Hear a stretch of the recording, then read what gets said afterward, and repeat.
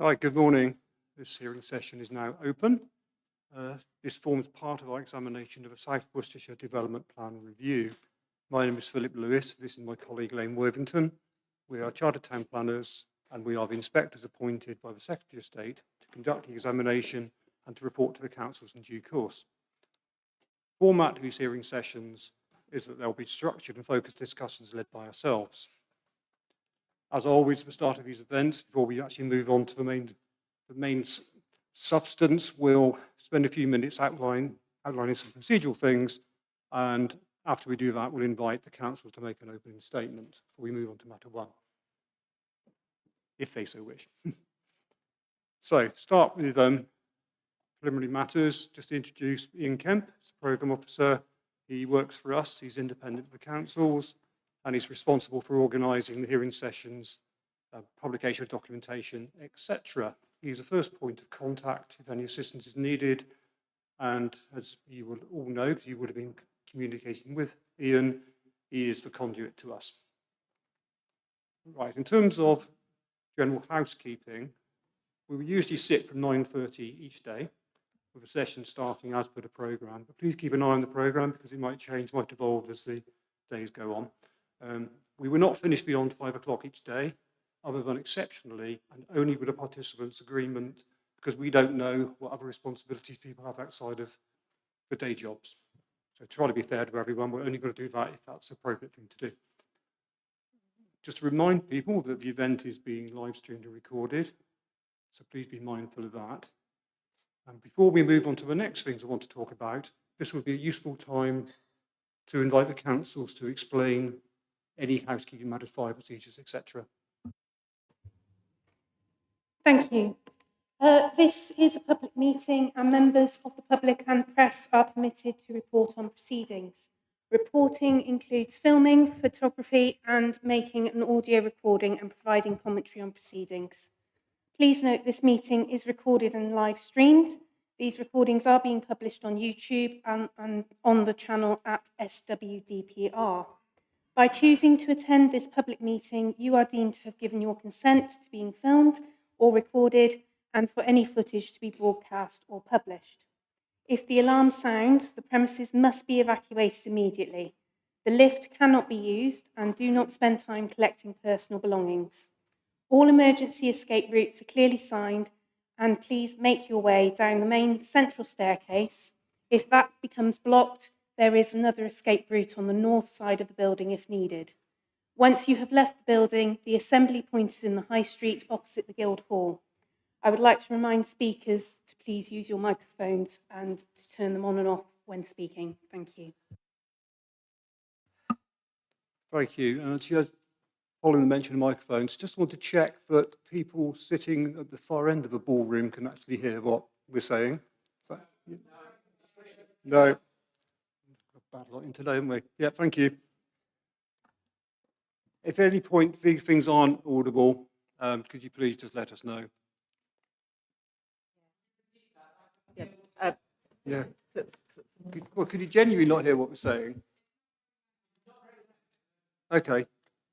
Move them closer to us, perhaps. Yeah. Yeah, for those that really can't hear, I myself have, yeah, is that any better there?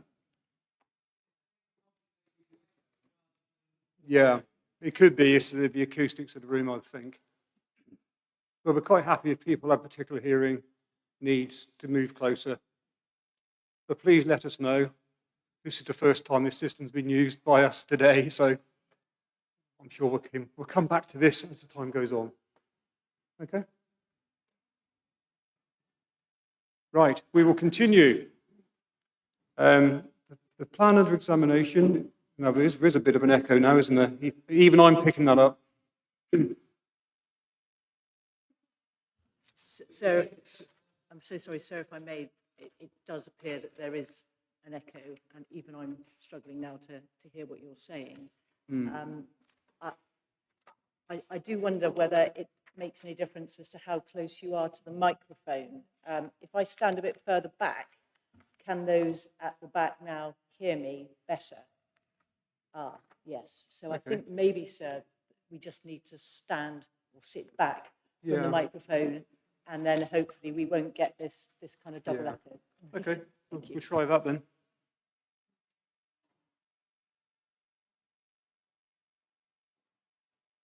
Right, we will continue. We will work this out. Thank you very much. We'll work this out one way or the other. Okay, so the plan under examination is the South Worcestershire Development Plan Review. It was submitted for examination on the 27th of September 2023. Prior to submission, Regulation 19 consultation took place. We have those representations. We have read them. We will take them into account. Just a note at this point, the councils have asked us to recommend any changes necessary to make the plan legally compliant and sound. And alongside the written statements, the council have put forward some proposed changes to the plan that we can discuss during these hearings. Those are the council's proposed changes. Ultimately, if we get to the point of recommending main modifications, they're ours, and they will be decided by ourselves. I'll just make this other point now as well. The plan was submitted some time ago, and the councils have been working hard to answer our initial questions and to provide the evidence we need to complete our examination of the plan. Some representatives have also worked with the council to resolve some objections and to establish common ground in many areas. I want to say thank you very much for doing that, because that has really helped us narrow down the things we need to consider in these hearings, and has probably saved a considerable amount of time and discussion. So that's been really helpful. Thank you. Right, turning now to process. Our role as inspectors is to examine whether the submitted plan meets a test of soundness defined in the National Planning Policy Framework, and that it meets all the relevant legal requirements set out in the Planning and Compulsory Purchase Act and the Town and Country Planning Regulations 2012, including the duty to cooperate. And these hearings are intended to assist us in that regard. The scope of our assessment of legal compliance and soundness is actually very narrow. It's very specific, and it's very tightly framed. We'll come back to that. What we've been appointed to do concerns the submitted plan, and we will carry out our examination within the narrow remit we have. What we're doing here is very different to when we're sitting dealing with planning appeals, or when the councils are considering planning applications. The tests we apply here are different to other planning procedures, and please keep that in mind as we go through. The plan that's been submitted is the plan prepared by the councils, and as we've said, we will make recommendations to the councils in due course.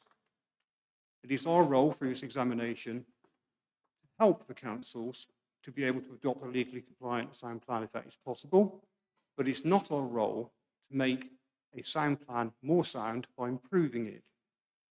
If it or part of it is already sound. Neither is plan making for us. The councils do plan making, and the councils have made the plan. We examine the plan that's been made. And in that context, many of you will be aware that since the general election last year, ministers have written to the Planning Inspectorate and local planning authorities about the examination of local plans.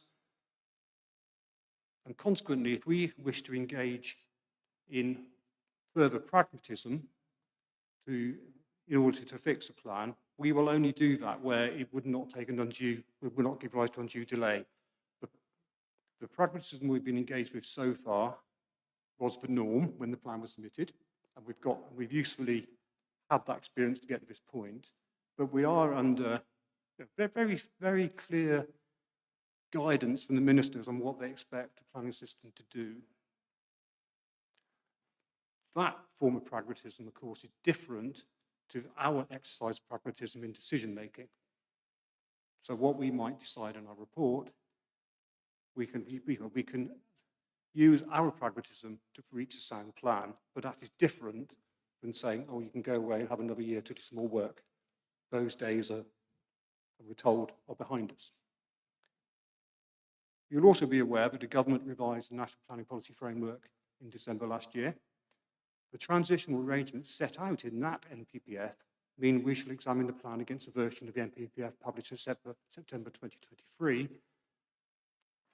So when we're talking about the NPPF, unless we say otherwise, that's what we're talking about, just so we keep consistent with the right paragraph numbers.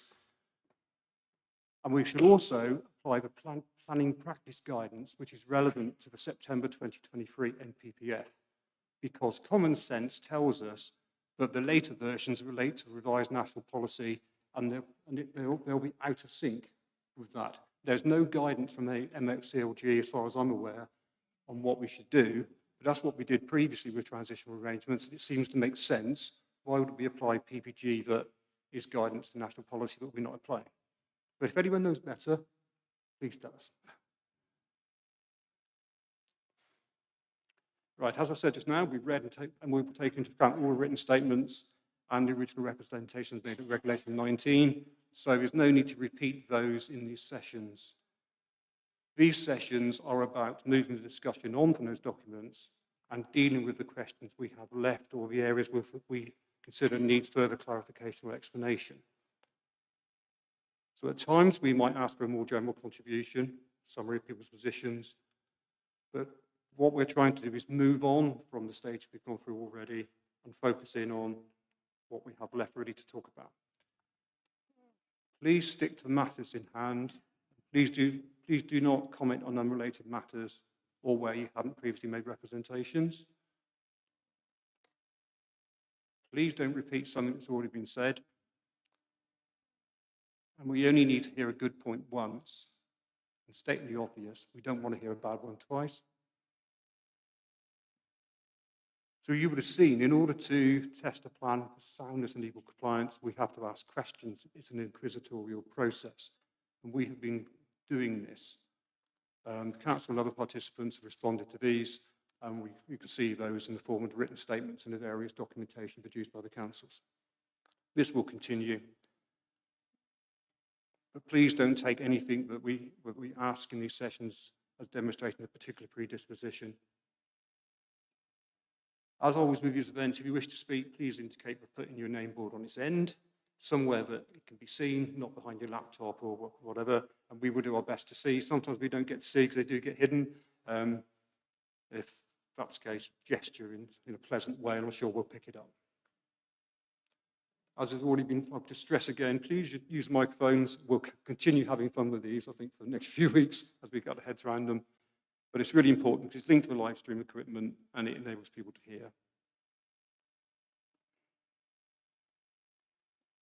So in terms of what we're going to be talking about in these sessions, there will be some questions we've asked in our MRQs. We've got sufficient information on from in the written statements, so we won't need any great discussion of those. We will indicate that at the appropriate time. And in terms of the outcomes of the examination, either we'll recommend the submitted plan is legally compliant and sound as it is, probably unlikely given where we've got to 18 months on after a submission, or the submitted plan is not sound or legally compliant, but could be made sound by changes known as main modifications, or if the plan is fundamentally unsound or not legally compliant, could not be made sound by changes, and to do so would involve undue delay. We would then recommend the plan to withdraw. I've already alluded to this, but I just want to say this again, stating the obvious, we're examining the plan, not what isn't in it. A number of alternative development sites have been put forward in representations and statements known as emission sites. There are also, I think, some emission policy wording as well and some emission strategic development strategies as well, I'm sure. We're not considering the merits of alternatives, we're examining the plan before us. That's what we're here to do. We have no remit to go beyond that. But we will test the soundness of the allocations proposed in the plan and the process by which they've been selected. Right, in terms of possible changes to the plan, during the course of these discussions, we will no doubt come up with a list of possible changes. So we invite the council, we'll ask the council to keep a running record of possible changes, please, on a sort of matter by matter basis, and other actions that arise during the hearings. If they can be sent to Ian when they're done, ideally on a daily basis, but you're also taking part as well, so we appreciate that might take some time. We will check back through them at appropriate points just to make sure your note is consistent with our note. Yeah, yes, thank you. So just so I'm clear, so you would like us to prepare obviously a table at the end of every day in relation to any actions that we've agreed to do and any main modifications that we've agreed to draft for you? Yes, that would be helpful. Thank you. just a useful way of actually collating everything and making sure we haven't missed anything.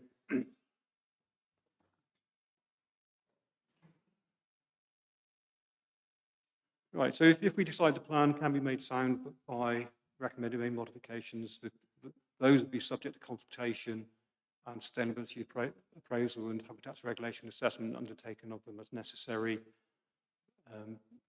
before we could recommend them in our report. The council is able to make changes that don't materially affect the policies of the plan. They're defined in the Act as additional modifications, often also called minor modifications, and a host of other different things. It's quite simply, they're things like typos, factual errors, etc. So the council has a liberty to collate those and publish those separately from the main modifications at that point. And we've been provided with schedules of suggested main modifications and additional modifications. At this point, we think we would say that we would take a cautious approach to main modifications. There are a number of additional modifications we think could indeed be main modifications, and I suspect vice versa as we go through. So where I think it would appear that a change is affecting how a policy will be implemented with the understanding of it, I would want that included as a main modification, just for completeness. And ultimately, we would want main modifications set out in a table, grouped together. It's probably fairly large main modifications. So, say policy 1 would everything to do with changes to that policy, and everything to do with the text to do with that goes under 1. Otherwise, our reports would be tortuous. If we end up with 400, 500 main modifications, they're horrible to write and they're even worse to read, I'm sure, and awful to QA as well. So that's what we would want to do, if at all possible. But we'll deal with that as we go on.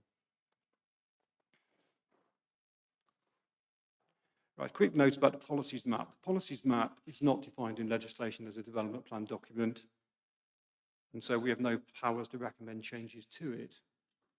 That will be rectified in the new system, I think. The LURA includes that, but at the moment it doesn't. So any changes that would be necessary to the policies map that councils would do and would have to be published separately alongside any MMs, but they're not for us. But clearly, because of the relationship of the policies map to the policies, there might be, as a result of things we recommend, there might have to be changes. So the two things need to be done together.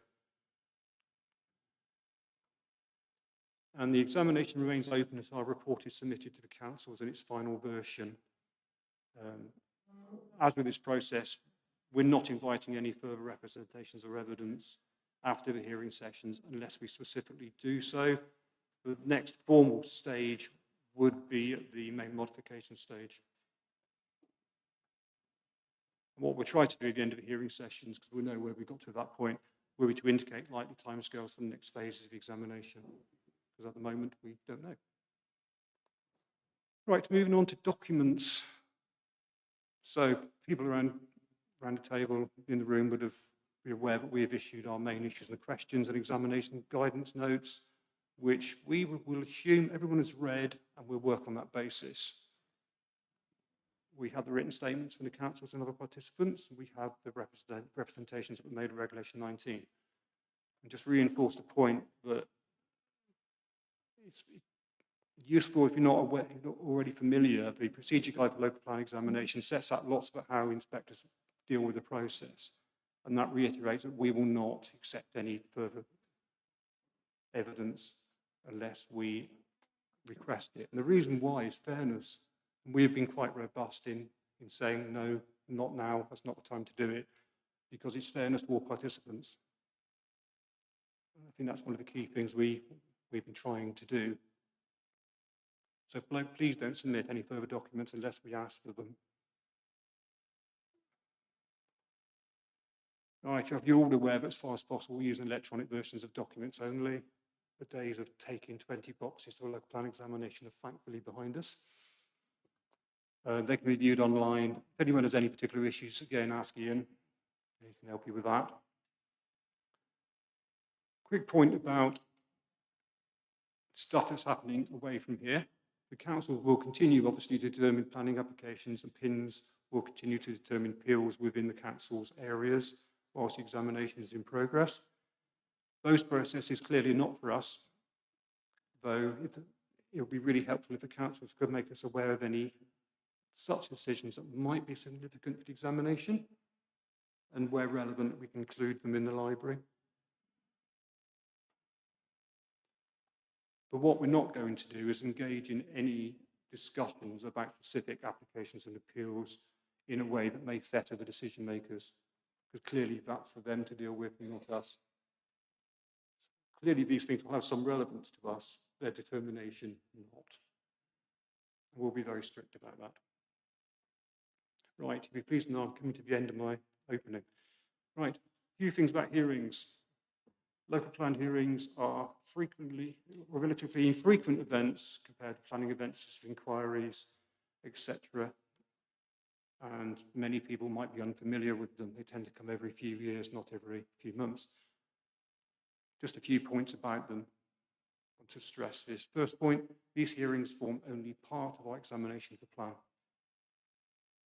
Just remind people what we said, that the written submissions we have carry the same weight as anything we hear in these sessions. And our local plan hearings have a particular purpose and format. They're concerned only with soundness of the plan and legal compliance, and it is unusual for supporters of the plan to take part. As we said just now, local plan hearings are inquisitorial, and they're concerned with things we need to explore. So we don't need to hear about things we've not asked about particularly. And we're also examining the submitted plan within our limited scope. We're not examining the council or the other participants. And moving on from that, really, as a typical planning event, participants come to these hearings with a range of different views. And we look forward to hearing what people have to say, but it's really important that people are respectful of the position of others, even when you may disagree with them. I will say this, well, hopefully I don't need to, but we will not tolerate inappropriate or abusive behaviour from anyone. It's just not happening. We just want decent discussion to help us do what we need to do. In the end, we're all doing this either for work or we volunteer to do this, represent the community. Right, final thing, site visits. We will be making site visits during the time we're down here. We may make a separate visit as well, do some site visits. Site visits we undertake are just really for checking things out, and they're done on an unaccompanied basis due to the nature of what we need to see. So we will only go and see things from publicly accessible places unless through the hearings it's clear that we need to go onto private land. And if we need to do that, we need to agree right of access, which is something that Ian will sort out for us, because inspectors don't have a right of access into private land in the way that council officers do. And we may come back to this in specific sessions. We have a list of things that we think we need to see, and if the councils have some things that you think we should see too, by all means, please let us know. Thank you. So are you going to provide that list to us so that we can have a look? Have you already done that? Well, I think what we're generally speaking, we're just really getting information and getting a feel of the place. So we'll visit the main settlements. We'll go and see the sites of some of the allocations where we need to go and see. We'll go and see locations where the greenbelt alterations proposed, because we need to see the boundaries. Yeah. We won't go and see every site because we don't need to. Yeah. Only where there's matters that are in dispute. Okay.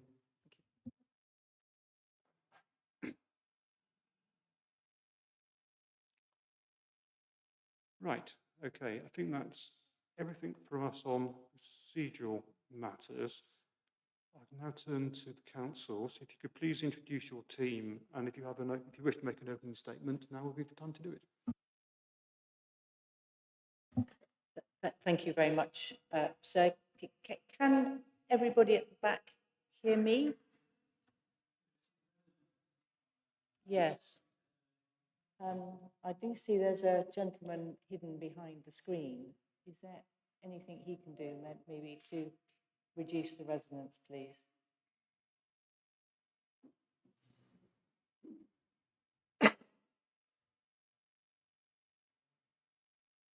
Are we residents reducing? Yes, I'm told we are. Is that better? Can we reduce it a bit more, please?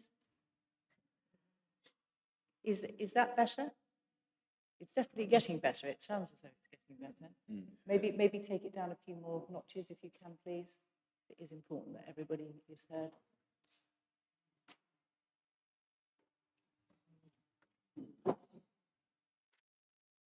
Is that sounds much better actually? Is that better? Great. Okay. Thank you very much indeed. Well, welcome everybody. Welcome to our inspectors. My name is Suzanne Ormsby, King's Counsel. I represent the three authorities that are promoting this plan: Worcester City Council, Malvern Hills District Council, and Wychavon District Council. And I have with me today for Matter 1 a team of 3 people. Firstly, Mr. MacLeod, who is the Director of Wychavon and Malvern Hills. Secondly, Mr. Davison, who is Director of LEPUS, who have prepared the sustainability appraisal. And finally, Ms. Millman, who is an officer at Worcester City. So I don't propose to do an opening statement. It seems that you have more than drilled down into all the issues through your very comprehensive and very helpful MIQs.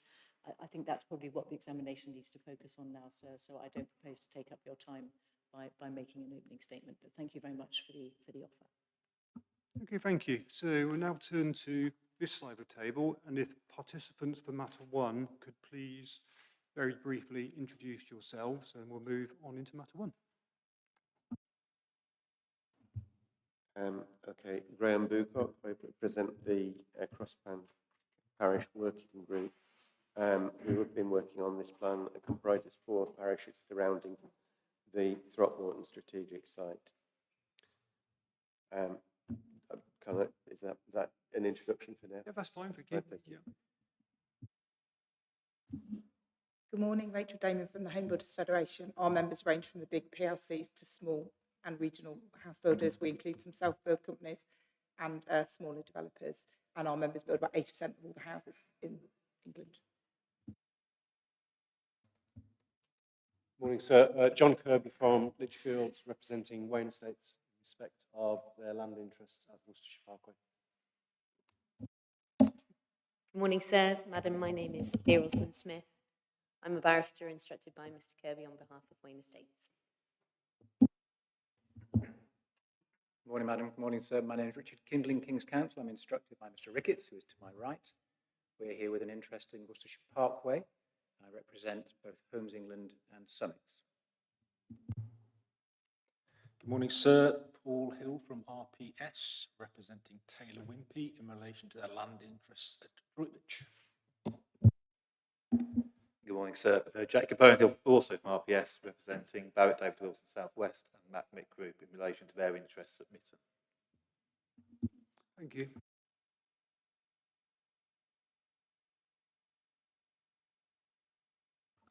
Yeah, we have a missing participant. I can't read the name board because it's hiding behind the plugs. Dr. Crisp? Is Dr. Crisp in the room? Ah, okay. Do you want to come across here then, Dr. Crisp? You may even hear better on this side, so we will see.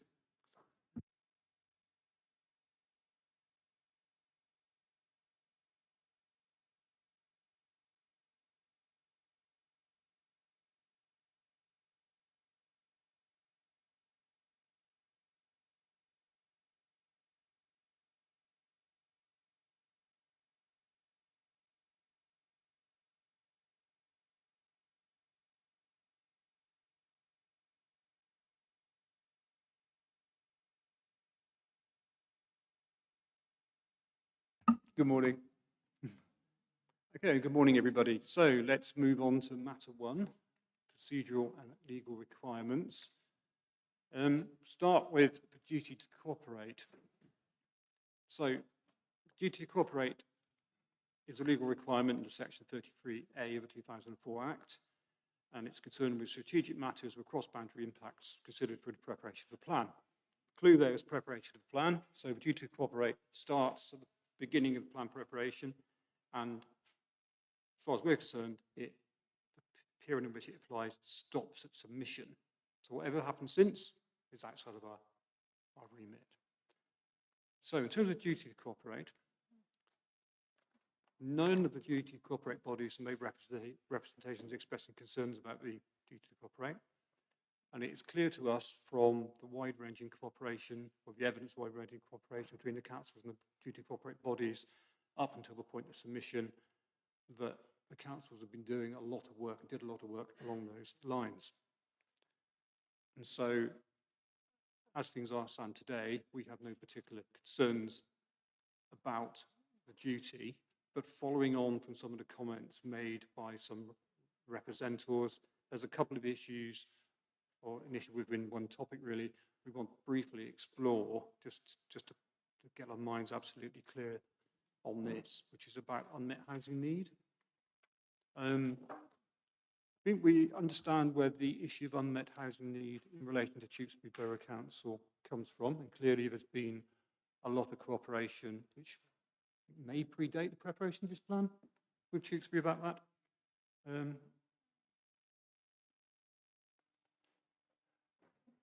So that's, I think that's clear to us. A number of representatives have made comments about unmet need arising elsewhere, and that's something we do hear quite a lot, but we don't have any evidence of any requests from, say, authorities in the Black Country, in Birmingham, or to the south, sort of a greater Bristol area in that regard. But it'd be useful if the councils could explain what they've done in actually looking at the wider area. Because clearly there's been, and the plan is actually a product of cooperation between the three authorities anyway, and so the boundaries are bigger because of the size of it, and clearly that their statements common ground with the neighbouring authorities around it. But just really, it's really to help us to answer those questions about unmet need from elsewhere.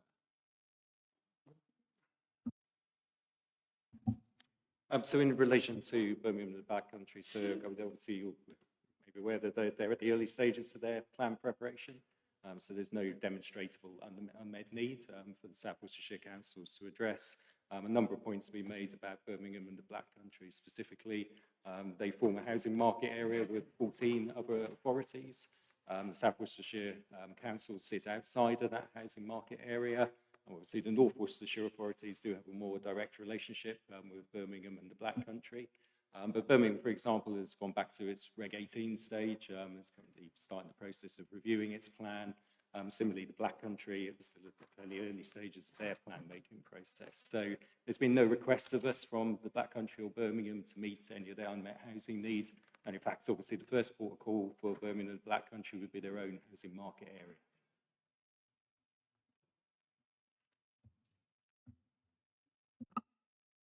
Okay, thank you. So I think what you clearly got the message: different housing market areas, and actually, even if it was the same housing market area, there's no quantification of what the need would be anyway. So if there was unmet need, no one can point us to a figure that sets out what it should be, because that work, so certainly what we've seen with the evidence hasn't been done. But we'll just invite any participants who want to contribute to Home Builders Federation.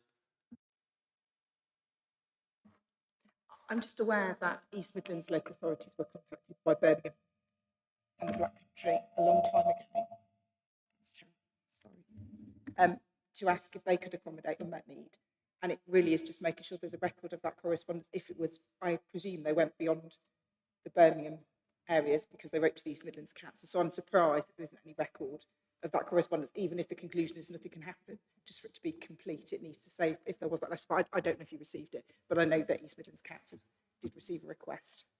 I think there is evidence about discussions with the former, I'll call it sub-regional body for the Birmingham and the Black Country area. I think that's you're referring to the local enterprise partnership, which Birmingham and the Black Country are obviously part of. But I'm certainly not aware of Birmingham has ever written to us in terms of its unmet housing need or asking us to meet any of its unmet housing need. And I think the point you made there is absolutely right. There's not a clearly defined number of a shortfall from Birmingham. As I said, they've gone back to their early review process. Certainly there was correspondence and engagement a long time ago, but that's probably going back to 2015, 2016. But as I said, the South Worcestershire Council sit outside of the Birmingham housing market area, and they're not part of that local enterprise partnership, so they wouldn't have been engaged in any of those studies. Thank you. I think this is a matter that the new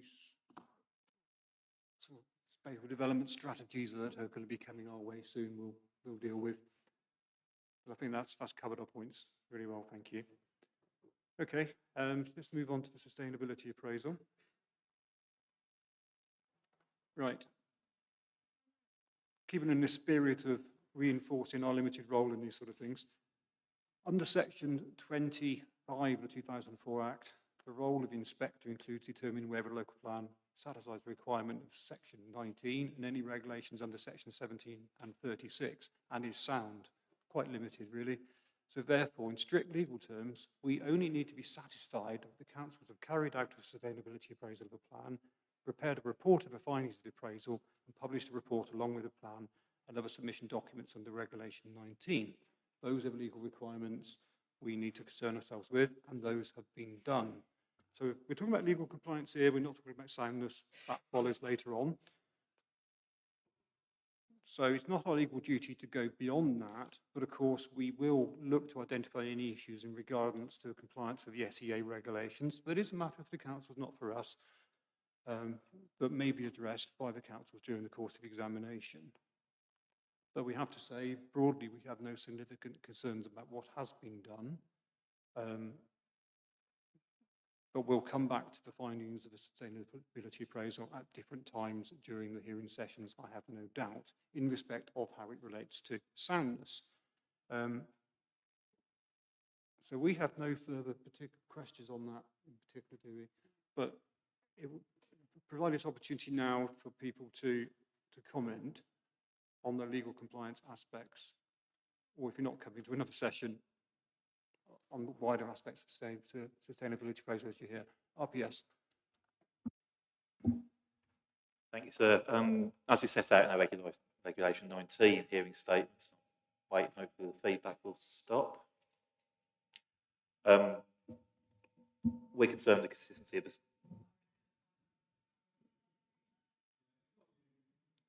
It's a similar issue of this ends from hearing you speak as well at times. As we've set out in our both Regulation 19 statement and the hearing statement, we're concerned about consistency of scoring. We're concerned that the... Right, to see if we can sort this. Yeah, I think that's a good idea, Madam. Yeah, okay. Should we take 5 minutes and we'll just see if we can... Yeah.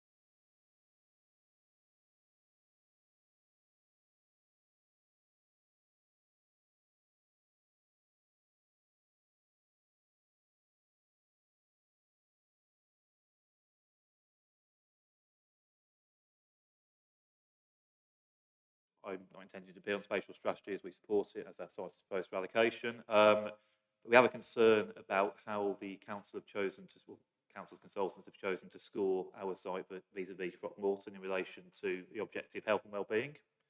When we work from scoring criteria, we perform equally, and yet we've been scored more lowly than the Throckmorton allocation.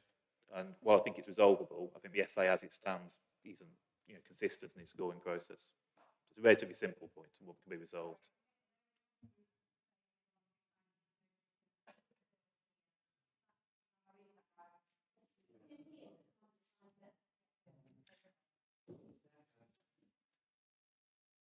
Okay, that may be the accent. So I will. Well, no, it's probably, it could be. I don't think it's you per se, I think it's the equipment. We Yeah. just need to get it right because everybody needs to be able to hear. Yeah, it might be worth trying it nearer, perhaps. If that doesn't work, we'll try something else.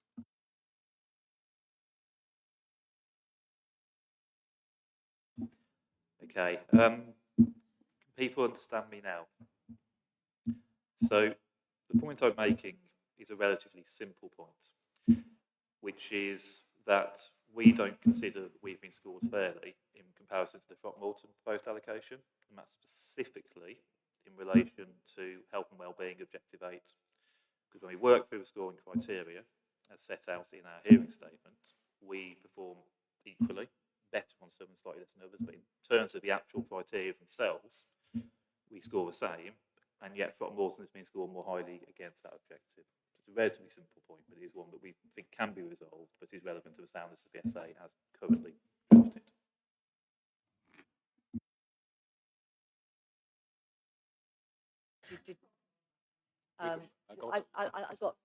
Obviously I've read the statement, so I know what's being said, but I'm not sure that people who necessarily haven't read the statement understood what was being said. We can hear it, we just can't, as has been said, decipher the words. Could people at the back of the room hear what was being, or understand what was being said? No. I just wonder if we just turn those off and see how we get on with the speakers here. Could we try that, please?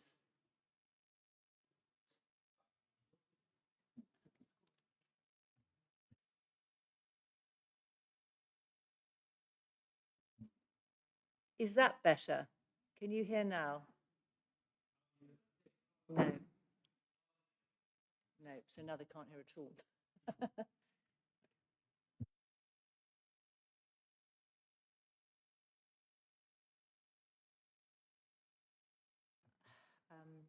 I'm running out of ideas now.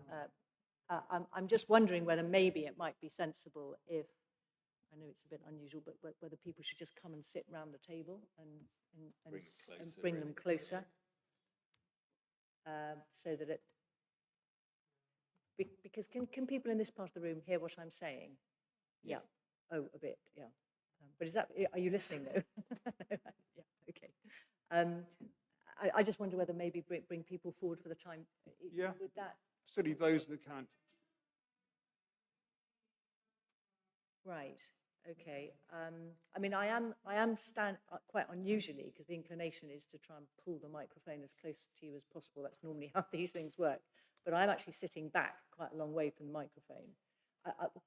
Would you mind just trying to maybe sit back from the microphone and see whether, I know it's counterintuitive, but yes, it is actually.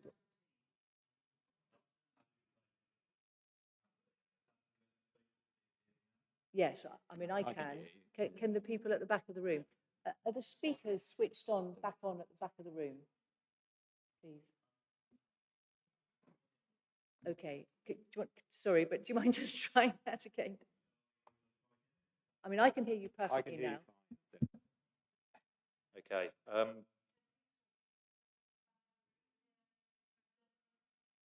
people hear me now? Fantastic. So, third attempt.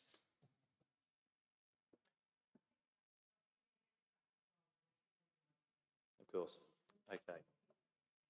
So, very simply, and hopefully for the final time, and for those at the back, my point is relatively simple. It's in relation to the scoring of my client side Mitton in comparison to the scoring of Throckmorton in relation to Objective 8 in the sustainability appraisal in terms of health and well-being, where, frankly, we have appraised our scoring against the scoring of Throckmorton based on the criteria, and we are essentially very, very similar, and yet we've been scored less positively than Throckmorton.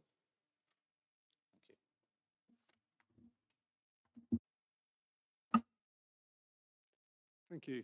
Turn to the councils to respond. Yes, thank you. So, well, obviously, both sides performed well in terms of the SA, and both have been allocated for development within the plan.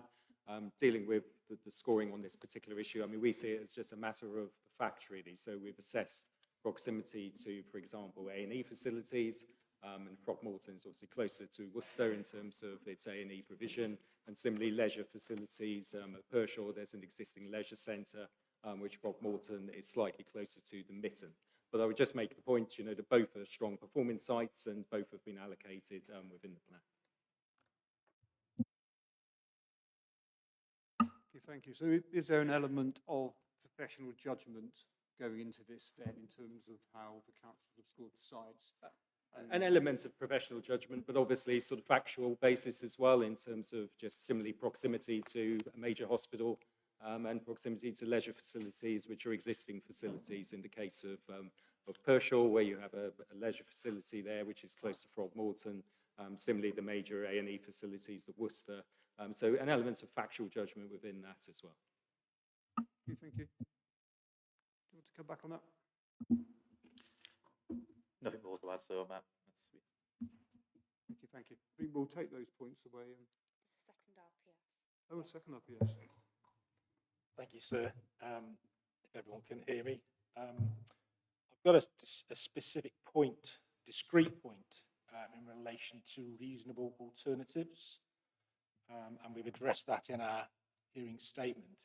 And seeking some clarity, really, in relation to reasonable alternatives. The specific point is on how the potential for housing sites in the Greenbelt have been considered through the SA process. And the way the SA is set out, it relies on the assumption that all Greenbelt sites exhibit the same qualities, irrespective of their location or their sustainability criteria. There's been no assessment within the SA of Greenbelt housing sites or potential Greenbelt housing sites. We're aware, Sir, Madam, of NPPF 145. That's quite clear. There's no requirement to review the Greenbelt, but clearly the authority has reviewed the Greenbelt here. And they may choose not to alter the Greenbelt if exceptional circumstances don't exist.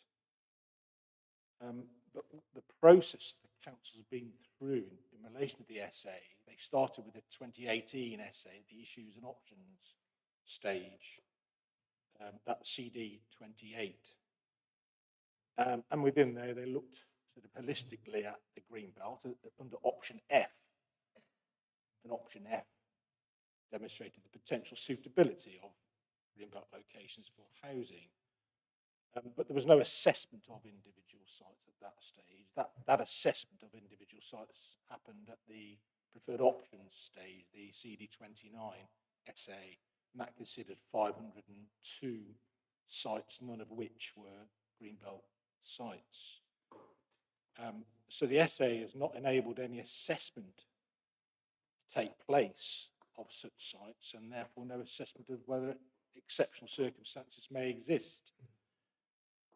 It may well be, after conducting the SA, have they done an SA of all Greenbelt sites as reasonable alternatives, a policy judgment may have been taken that was reflective of strategic policies in the plan or the directions of the plan, and chose not to go with Greenbelt sites following the SA process. But that's a judgment, and that judgment simply hasn't been undertaken, as far as we can see, to enable an assessment of whether the potential for greenbelt sites could come forward through that process and their consideration through the SA process. So it's a relatively discrete point, sir, on that matter. Thank you. Thank you. Turning to the council to respond, I think the question in my mind is where through the definition and consideration of reasonable alternatives did the council get to the point where it realised it wouldn't need to alter the boundaries of the greenbelt to provide housing? I think that's probably coming in from the other way. At what point was that reached? So it was in the issues and options, CD 28, and we gave detailed consideration there to the greenbelt as an option. The reference paragraph wise is 3.7.62. And we concluded there as part of the essay that there were no exceptional circumstances to review the greenbelt boundary. We're providing 27% above the housing requirement for the authorities, and the MPPF is obviously clear that unless there are exceptional circumstances, there wouldn't be a requirement to go into the greenbelt. So it was looked at as an option at that issues and options stage, and then discounted at that point.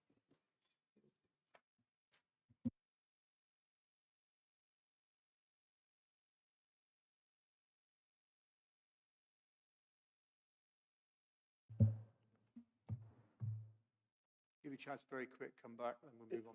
I was struggling, I must confess, to hear that response at all, unfortunately, but I heard the reference to the 2018 SA and option F. But on that, the very final section, para 3.763, talks about exceptional circumstances would need to be integrated and subsequently appraised through the SA process. So the council hasn't saying it's not going to review the greenbelt, because clearly it's done that. But what it then hasn't done is undertaken the essay of those sites to see whether exceptional circumstances could exist. And an example of that, sir, is Droitwich. I don't want to get locationally specific because I appreciate we're talking about the essay. But Droitwich is the principal town that is affected by the greenbelt in this plan. It's got greenbelt to the north and greenbelt to the south. And there's very limited opportunities for development. It's jumped the M5, as you'll get onto in matter 10, and it's got other constraints to the west. So it's got difficulties as to where it could or should expand. But through the essay, there's been no assessment of the potential for other sites to come forward, and those sites are located in the greenbelt. Thank you. Okay, thank you. We had that point. Got the council's point. Anything else? You final word? I'd like to give you the final word on each point. I would just reiterate that our approach is completely consistent with the MPPF. Okay, well, we will take that away and consider that in due course. Okay, are we done then on SA at this point? Lovely, thank you. Let's move on now to the Habitats Regulations Assessment.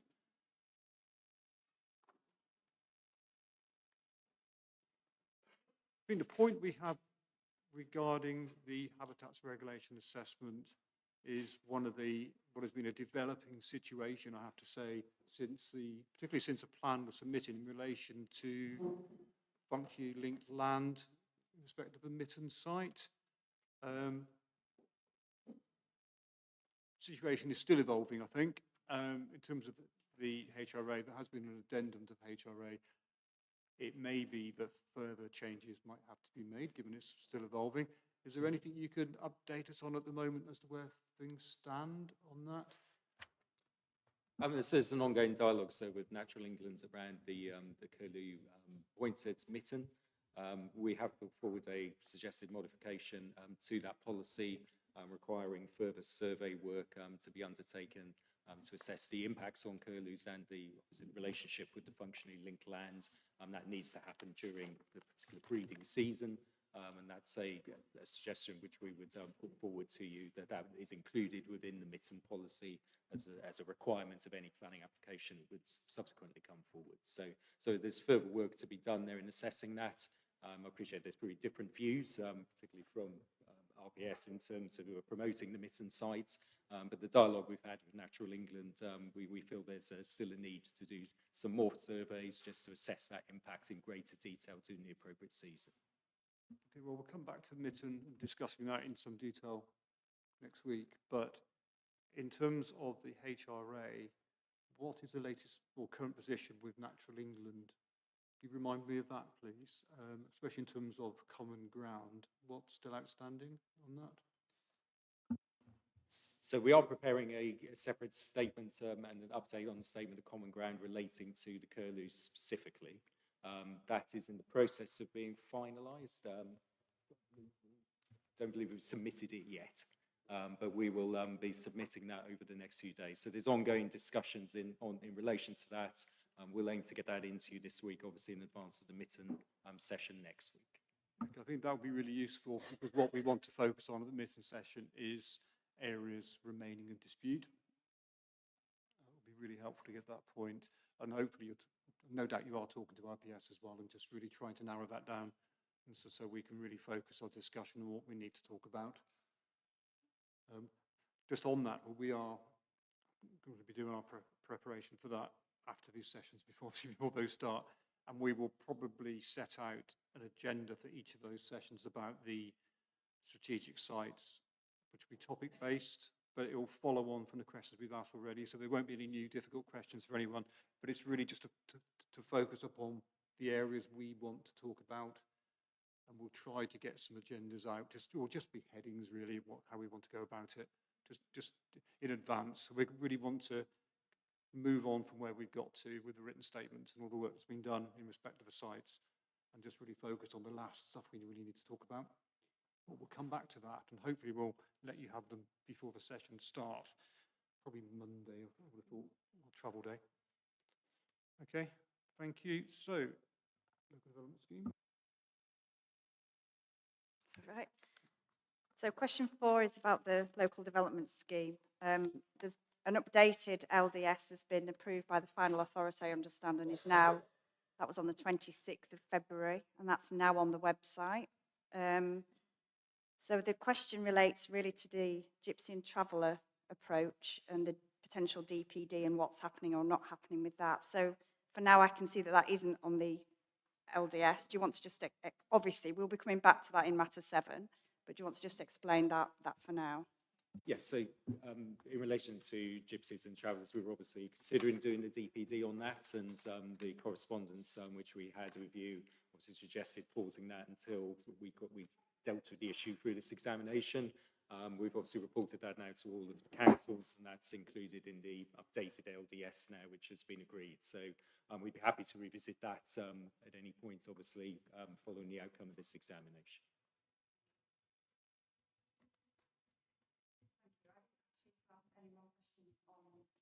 Or is there anybody in the room? Yeah, sorry, I don't have your name, so I'm just going to say town legal, if that's okay.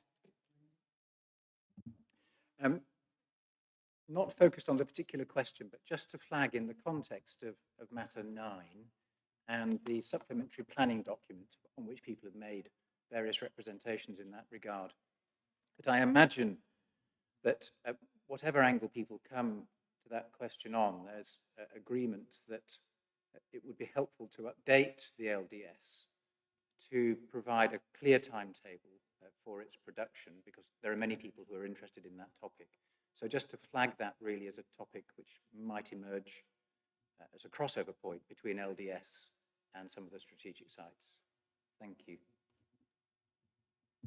Would you like to respond on that? Yes, I mean, we're obviously committed to delivering that SPD as quickly as possible.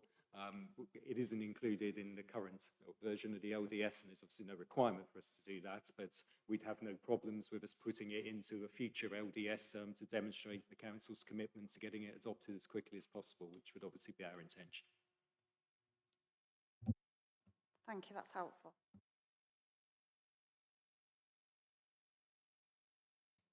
Okay, so I'll move to question 5, which concerns community involvement.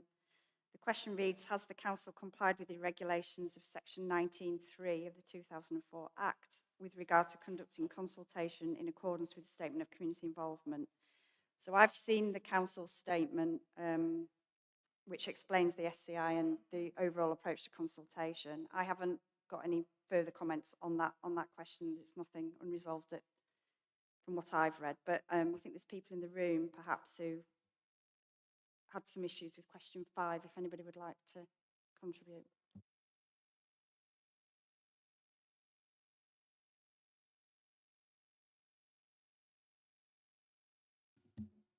Is that working?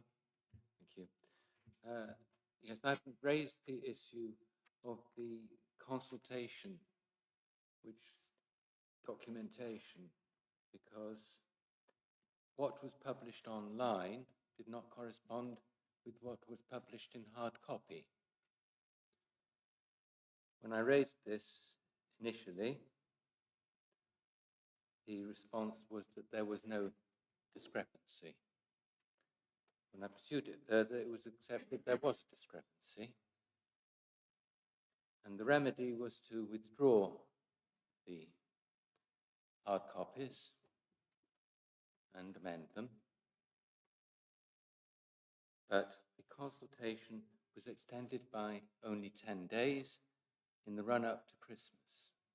And in my view, that was not an adequate process. As the government consultation principles, for example, Part G,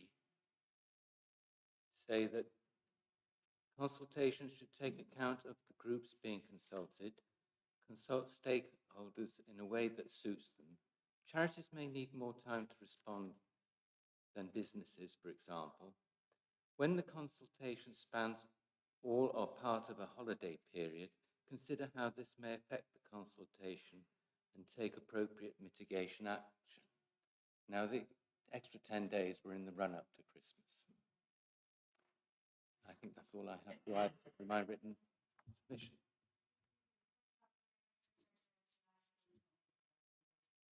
Yes. On that point? Yes, thank you. So obviously all the statutory consultation requirements were met in terms of the plan. Mr. Crisp correctly makes the point of the table within the plan which was needed to be updated. We did that and we extended the consultation period to allow extra time, and I believe we informed all parties of that change as well, so everybody was notified that there was an error and that table had been updated, and we obviously extended the consultation to take account of that.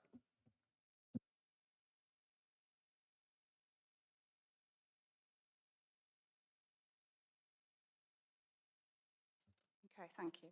Did you have anything else, Mr. Crisp, or is that fine?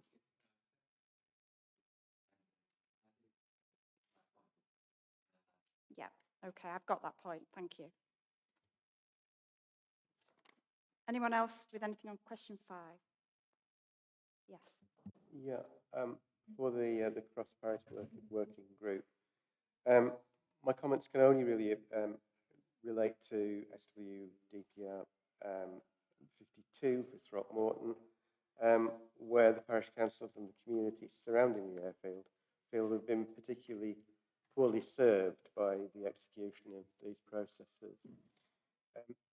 Your own question relates to the proper application of the Statement of Community Involvement, which for Wychavon dates from February 2018 and specifies the following within the principles of consultation. We will only implement specific community engagement and consultation processes if there is a real opportunity for people to inform, influence or change what we do and how we do it. We'll be open and honest, and we will not prejudge our intended actions. In terms of conducting consultation, surely it's important not simply to have an exercise which ticks a box and says, yes, we've done that, but to actually be sensitive to what comes back. And in order for the communities to have been able to have made constructive feedback which could be considered, it's also needful that there is clarity and certainty over what's being proposed.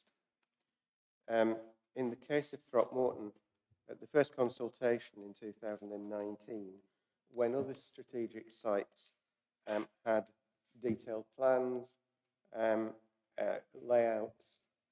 We had a star centred on the airfield on a map, surrounded by 2 concentric circles.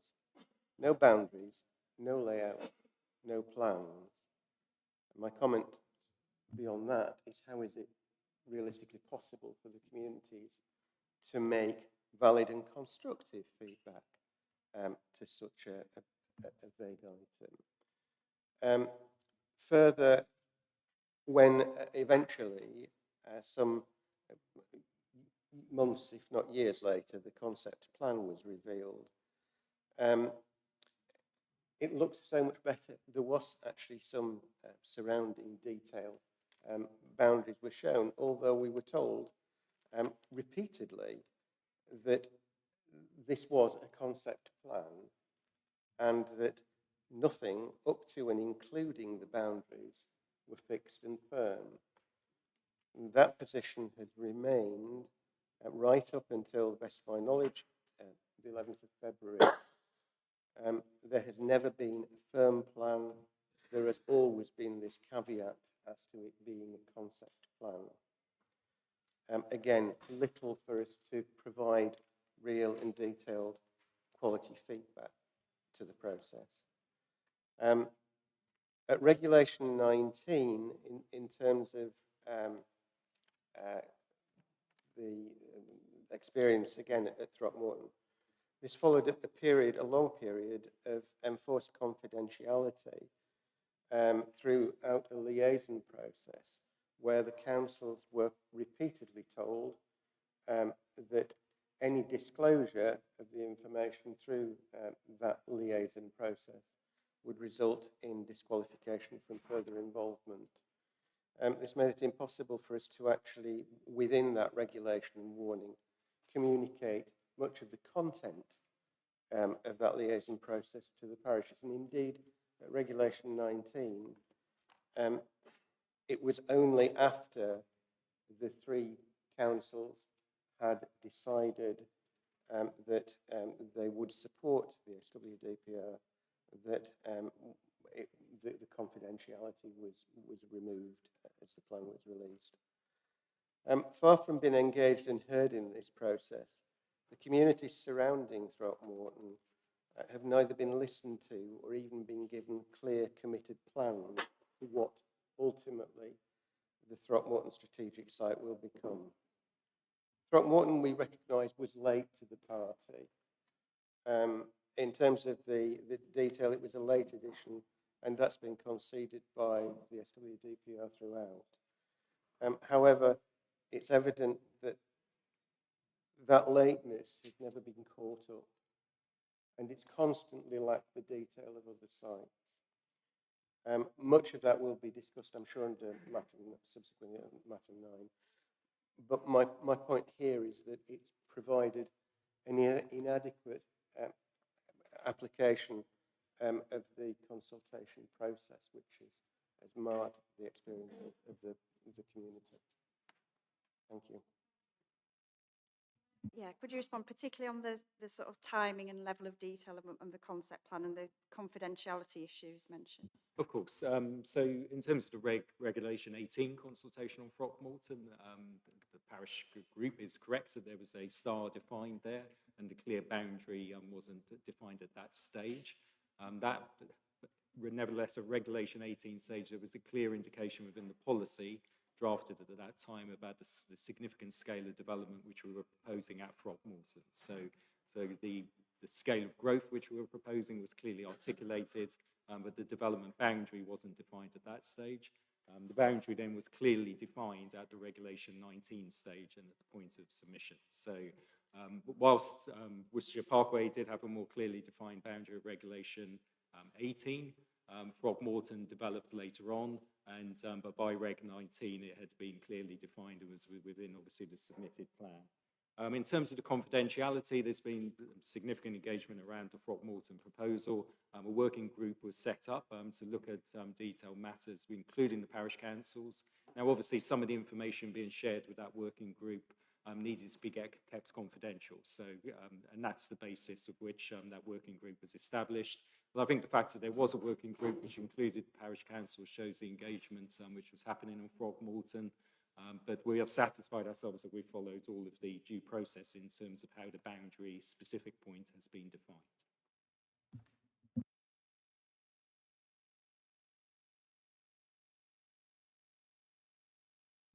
Okay, thank you. Do you need to come back, or can I take those points away?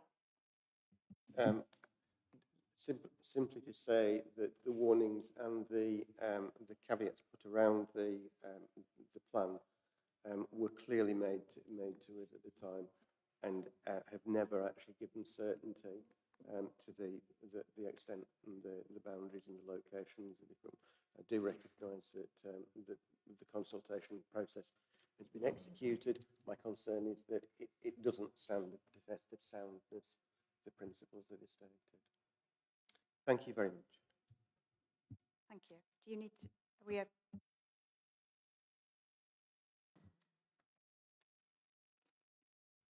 anybody else with anything on question 5? No. So question 6 concerns climate change and whether the policies in the plan are designed to secure that the development and use of land contribute to the mitigation of an adaptation to climate change.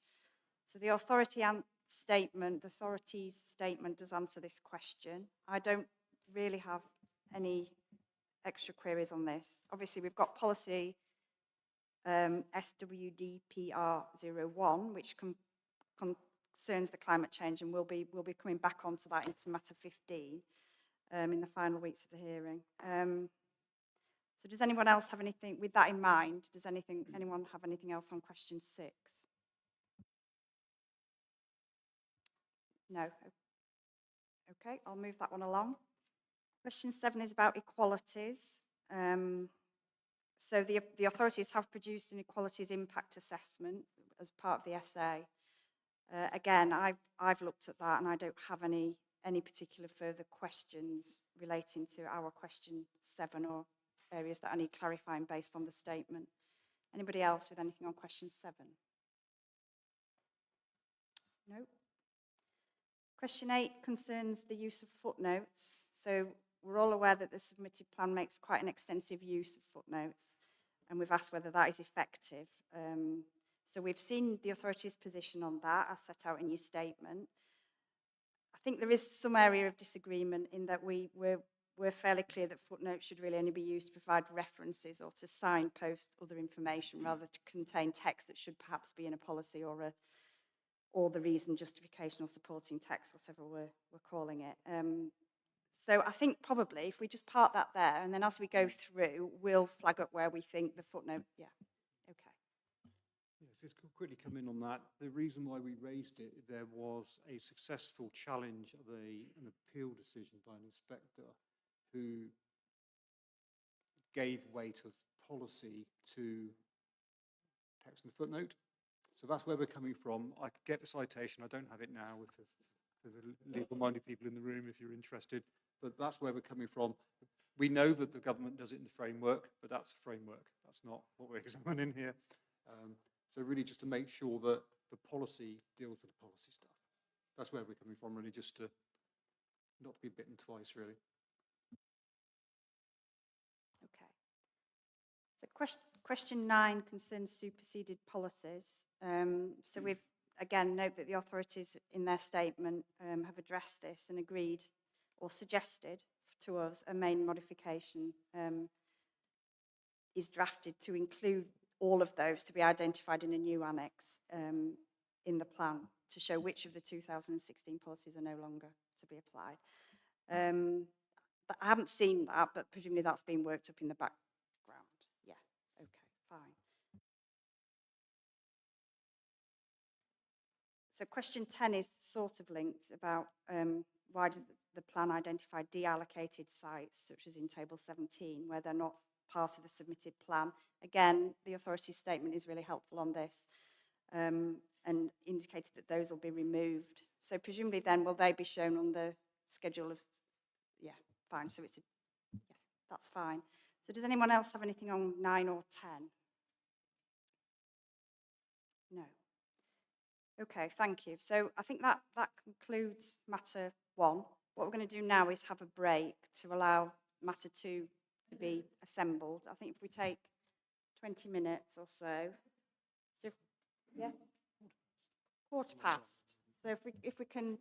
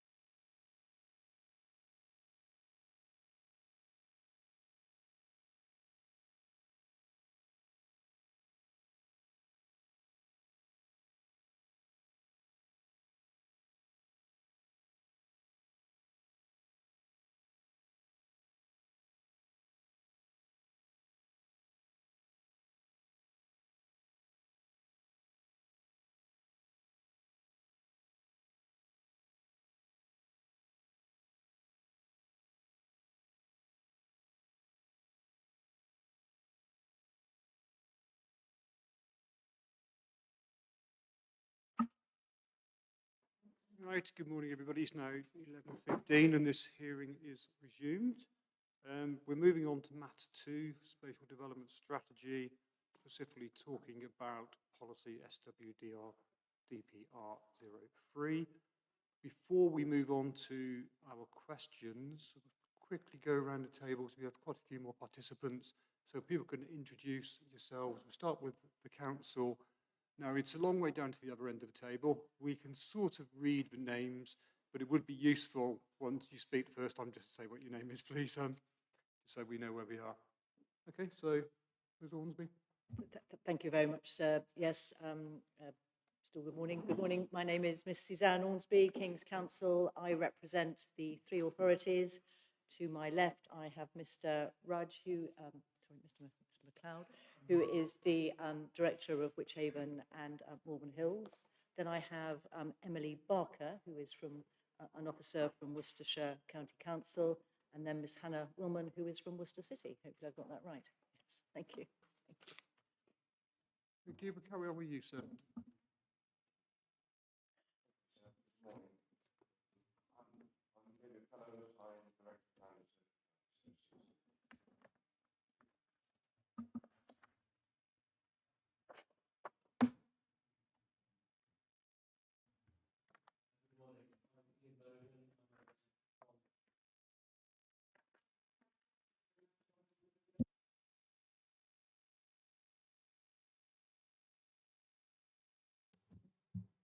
Oh, I've only got a red light.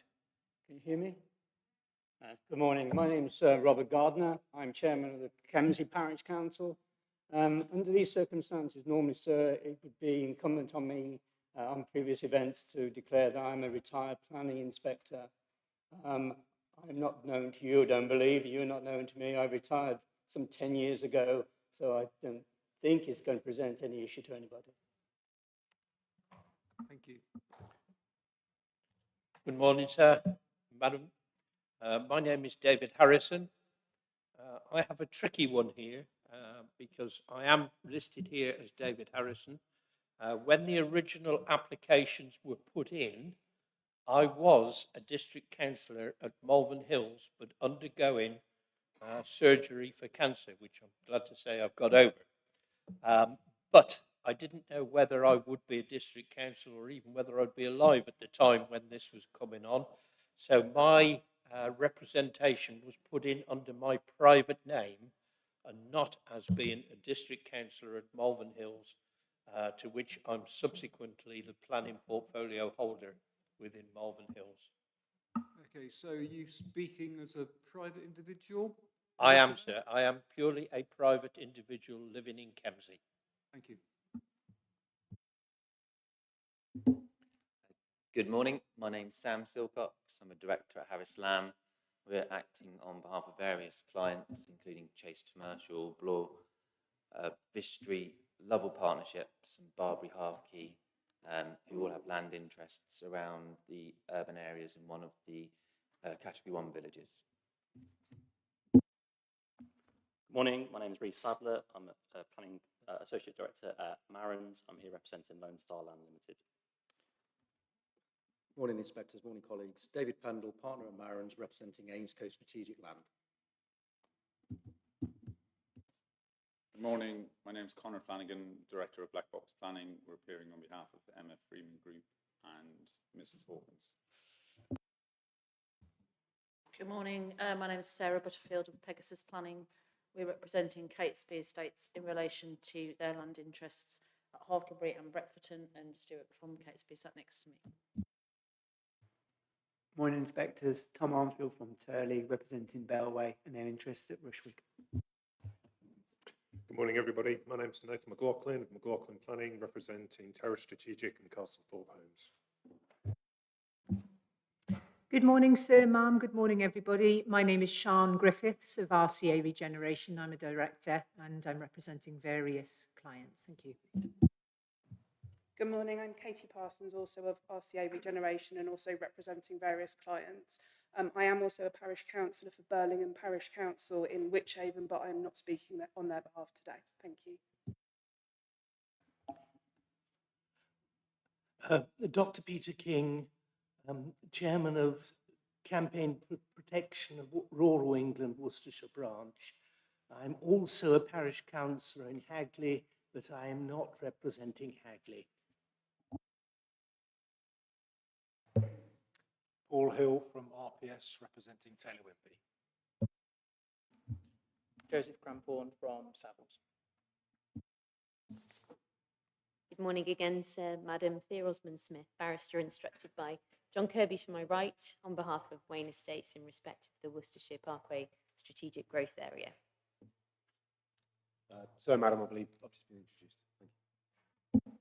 I'm Graham Crisp, I'm a private individual from Malvern. Thank you and welcome all to this session. Most people probably would have been in the room earlier and seen that we're still optimizing use of the microphones and audibility. If people in the gallery can't hear, there are some seats up here people want to move to. I think we can generally hear fine, but it's appreciate that people may not be able to, so please let us know if you want to do that, just to make it a lot easier. So if people want to do that, you can do that now. If not, at any point, just put a hand up and hopefully we'll notice and sort it out. Just to add to the fun, we seem to have some mechanical noise going on outside. So again, we'll have to deal with that, but we are in a city centre, so it's just what happens, isn't it? Right, so let's move on to the things we need to talk about. So this session is focused on policy SWDPR 03, which is a strategic policy, and our considerations in this session are really going to be at a strategic level. Our overall findings on the soundness of this policy, because it's so interrelated to the plan as a whole, will become apparent to us when we've completed all of the sessions in the examination and we can pull it all together in our minds. So we've got a number of specific questions about this, but of course some of the components of the policy are subject of other policies in the plan, so allocations, etc. And in posing our questions, we are mindful that the councils could have chosen to frame a special development strategy in any number of ways. And it's possible there are different sound ways of doing this. However, we are examining the one before us. So we're not really considering emission spatial development strategies and settlement hierarchies. We're just focusing upon what is in the plan that's been sent in to the Secretary of State.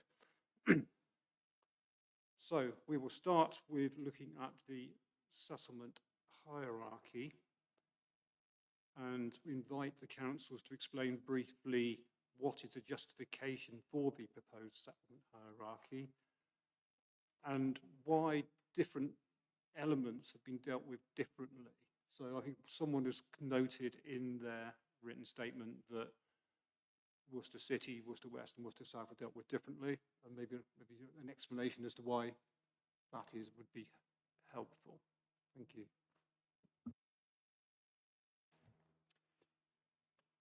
So, in terms of the Worcester City and the two urban extensions, they're obviously the urban extensions to Worcester from the last plan, which are being carried over. So that's why they're dealt with separately in specific reference to that point. I think generally speaking, we feel that we have a robust approach to the settlement hierarchy.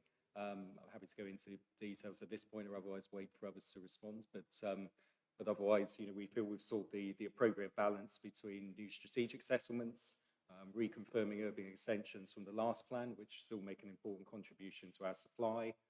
Significant focus in terms of town centre regeneration and brownfield sites, both within Worcester City itself, but obviously some of the other market towns, and also a significant still allocation to some of our market towns themselves, and a focus within the category 1, 2 and 3 settlements, obviously reflecting the range of facilities within those areas. So we feel we've sought the right balance between new strategic sites, brownfield regeneration, but obviously recognising the vibrance of the market towns as well and allocating housing to there where necessary. Okay, thank you. This plan is a review of the adopted plan. It's a comprehensive review of the adopted plan, but it is in effect a new plan that's going to replace the adopted plan. So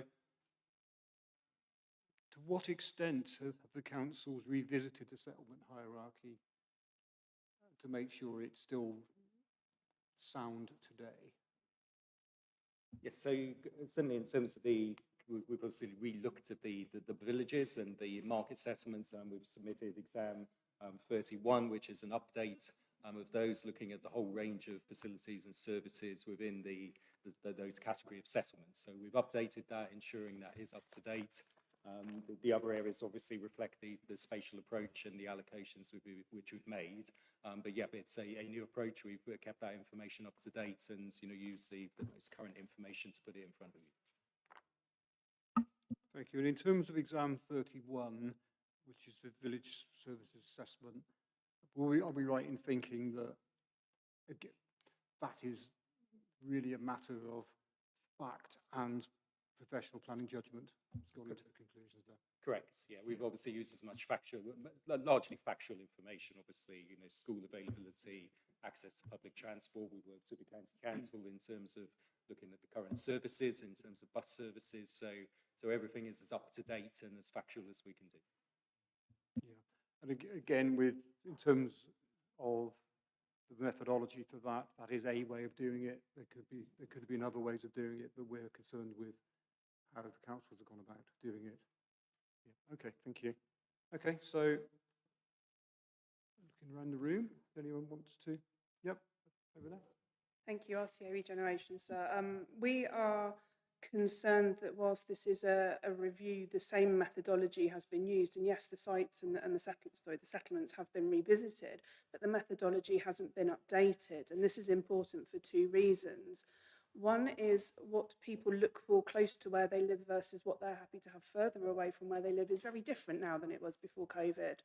During COVID, everybody learnt to live very, very differently, and the methodology hasn't been changed to reflect that. And certain locations that have previously been deemed less sustainable won't be the case now, because there might not be physical services in the village, but there is accessibility to services other ways because the world is so very different now. Secondly, is that the SWDPR is now based on a rail-based strategy, whereas the previous SWDP wasn't. And whilst a settlement having an actual rail station scores extra points in the settlement, in the villages and services, for the other settlements, there's no scoring for their proximity to rail stations. If it's a rail-based strategy, it's not going to be just the settlement that's got the railway station in it that fits that strategy. It's going to be others that are very easy to get to rail stations, and there doesn't appear to have been any kind of weighting or scoring to reflect that either. Thank you. Thank you. Just turn to the council to just respond on those points, the sort of post-COVID world point and the yes, I was just going to make the general point. There is obviously the spatial strategy background paper, which was consulted on in terms of our approach as to how this has been developed. Obviously, COVID had effect on travel demand patterns, but now you're seeing very much a return to pre-COVID levels. And I think the justification for our rail-based strategy is very much demonstrated by the takeover demand at Worcestershire Parkway Station itself, which is significantly exceeding its business plan. We've had strong usage in terms of that, and passenger numbers are certainly recovered and accelerated now beyond, obviously, the station relatively recently opening, but it's ahead of expectation in terms of demand. So we feel we have a robust spatial strategy, and we've consulted on it.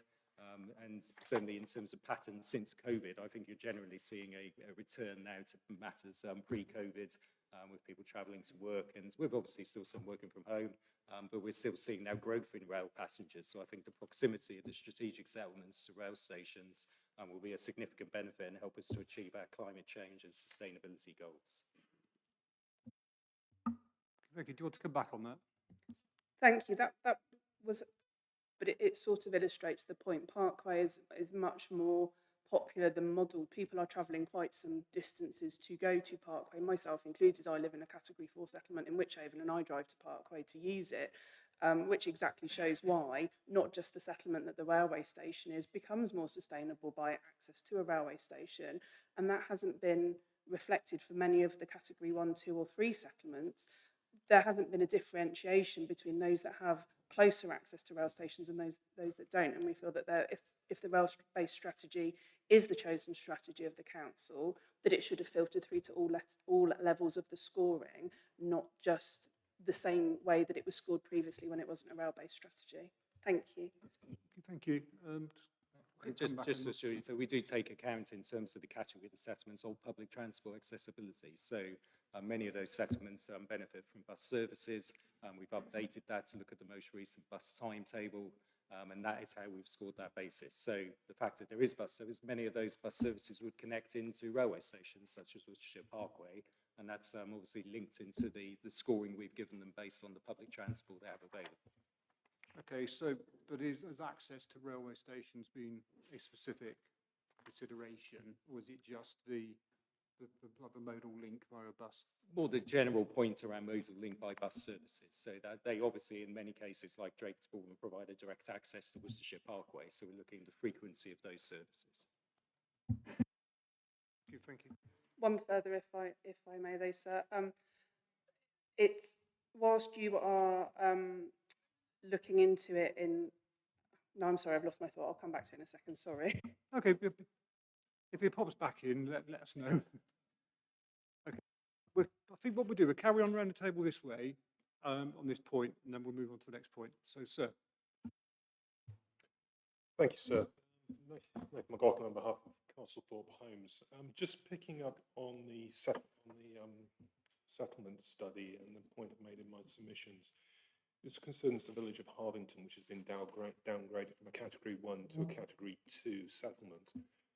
The reason being, as it's explained on page 4 of the document, is simply the settlement in question lost its post office. Now, I think it's fair to say that picking up from the pandemic, there are post offices and there are post offices. The vast majority of the rural ones, there's no explanation in the evidence base as to whether the council has undertaken a systematic analysis of the services and facilities that are available at each post office, or is it simply a question of there is a post office in the village, so therefore you must be able to access all the post office services? My worry is that the downgrading of this village in this instance will lead to, or potentially lower levels of development, which could ultimately compromise the wider sustainability of that village. Whereas in neighbouring villages which do have a post office, you've only got a limited range of services, of post office services, namely parcel collection and buying and selling of stamps. Whereas if you go to a main town post office, you can apply for things such as driving licence and passports. Indeed, I'm also picking up such things as road tax. Most people pay for that online nowadays. So I'm wondering what the evidence base has done in terms of looking at a digital age for things that's very much sort of geared up to a more traditional analog age. Thank you, sir. Thank you. The council can come back on the post office criterion point, please. Yes, of course. So, as part of the survey, when we looked at the category of assessments, we also consulted the parish councils in terms of the range of facilities which were available there. So, obviously, we were looking at whether there was a post office there, but the parishes would have flagged with us the scale of facility that the post office was actually providing.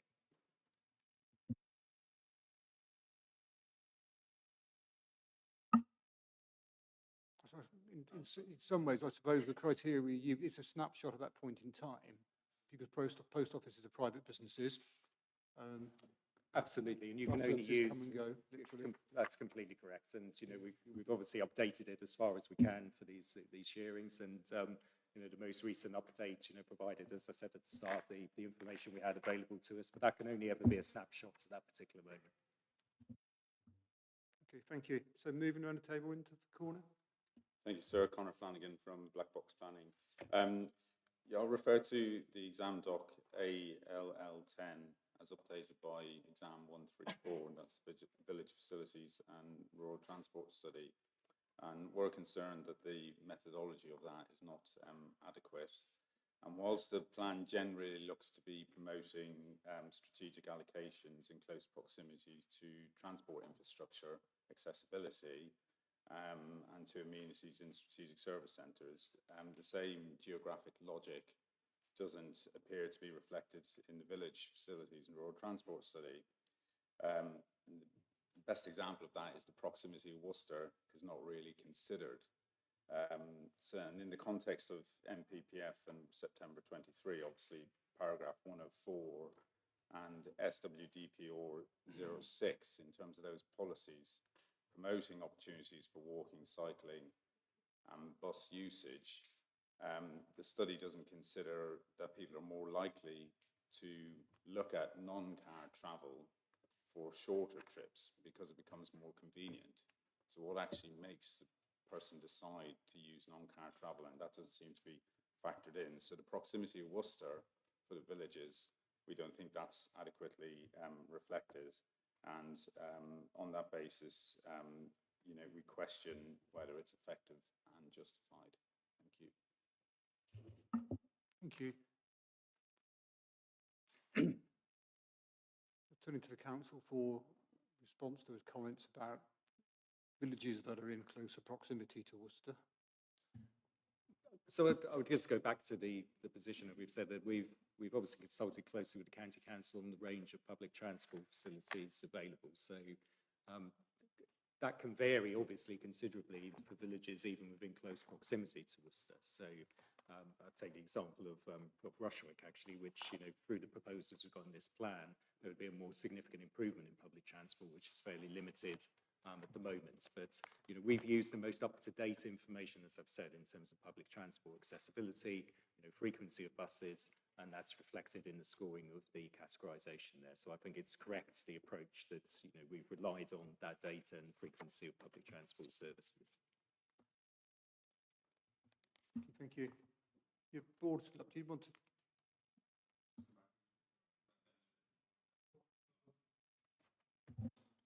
It just demonstrates the point that's rather blunt in terms of a bus service being considered a bus service, but what you need to look at is actually what's the motivation for someone to use the bus, and much more likely to see uptake in bus services if we're closer into the city, and that's what's missing from the assessment and the study.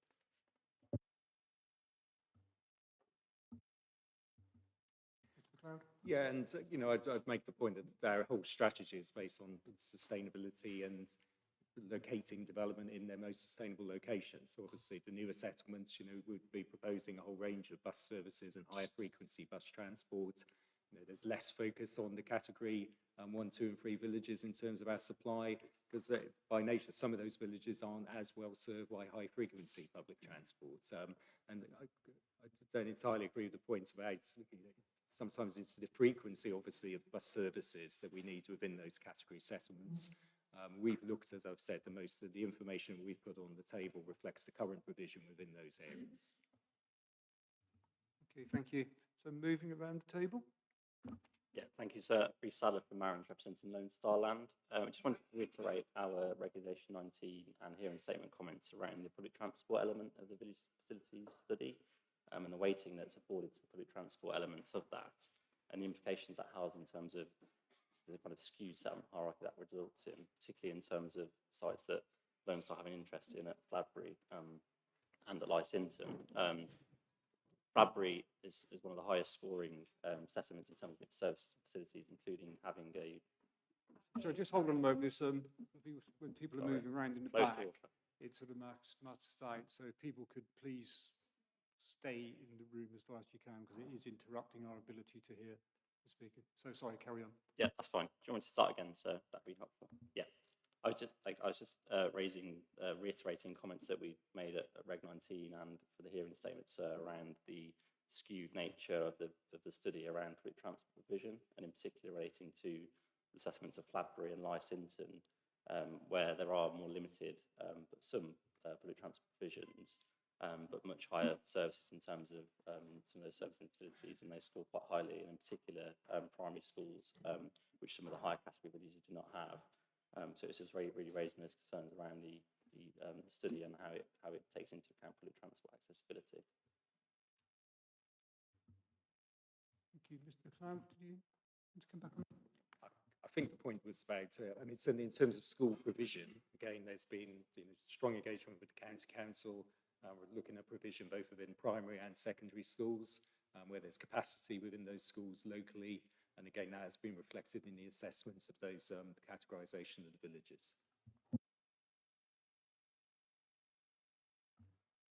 thank you. Moving along. Hi, Sam Silcox from Harris Lamb. I wanted to pick up on the point you raised earlier. So this is a review of a plan, but there is an opportunity to relook at elements of it, including the hierarchy. And the strategy has moved on, both in it is now a rail-based strategy, but also the way in which we're looking to deal with 5-year supply going forwards. And that does have some legacy issues when it comes to the hierarchy. The hierarchy we've got in the plan, in the review plan, is based on what was in the adopted plan. But I think in producing the new strategy, I mean, coming forward with new settlements has presented some challenges, and I'm not sure they've been successfully grappled with. The first point I wanted to raise is that I think both Worcester West and Worcester South are extensions to Worcester. They are not independent urban areas. They are sustainable because they are extensions to Worcester and should be seen as such. And I think they should just, as a matter of order, should be moved up the rankings. I think that's perhaps a legacy point whereby in the previous version of the plan, there were different areas ring-fenced for 5-year supply calculations, and those urban extensions got ring-fenced off. Whereas now we're doing it as one 5-year supply, it's one plan for the whole area, and so it would make perfect sense to add those to the Worcester category above. The other point I wanted to raise is around Worcester Parkway, Throckmorton Airfield, and actually the new settlements as a whole. I think I can see there's a challenge in sort of inserting these into an adopted hierarchy. They are new settlements, so they don't really fit sort of the previous hierarchy, which was based on existing urban areas which are established, have their own facilities, services, and so on. And it's more about assessing those and saying, okay, these have these facilities, whereas these are new places, new constructs, which as of today have very little or have nothing in the way of services. I mean, Worcester Parkway perhaps being an exception, which has a railway station in place. And even at the end of the plan period, and if we use the figures assumed by the council, which are largely rather over-optimistic, we would argue, but even if we use those figures, Worcester Parkway and Throckmorton Airfield, for example, will not be anywhere near the scale of Malvern, Evesham and Droitwich Spa. They won't have the same level of services and facilities available to them, and do not meet that. So they don't have that same state. They won't have that same status. So to include them as urban area too seems an over-eggs their sustainability, if you like, both now, if we look at it today, and at the end of the plan period. And the same point applies, I think, to the extension to Rushwick and Mytton in urban area 3. I think both of those, again, at the end, either whether we look at it now or at the end of the plan period, they will not have the same level of access to services, facilities that the other settlements have within that tier of the hierarchy. And we think that either a new sort of tier needs to be put in for new settlements, or there needs to be a reorganisation so they fit properly within the tier of the hierarchy, which their services and facilities, both now or at the end of the plan period, would represent.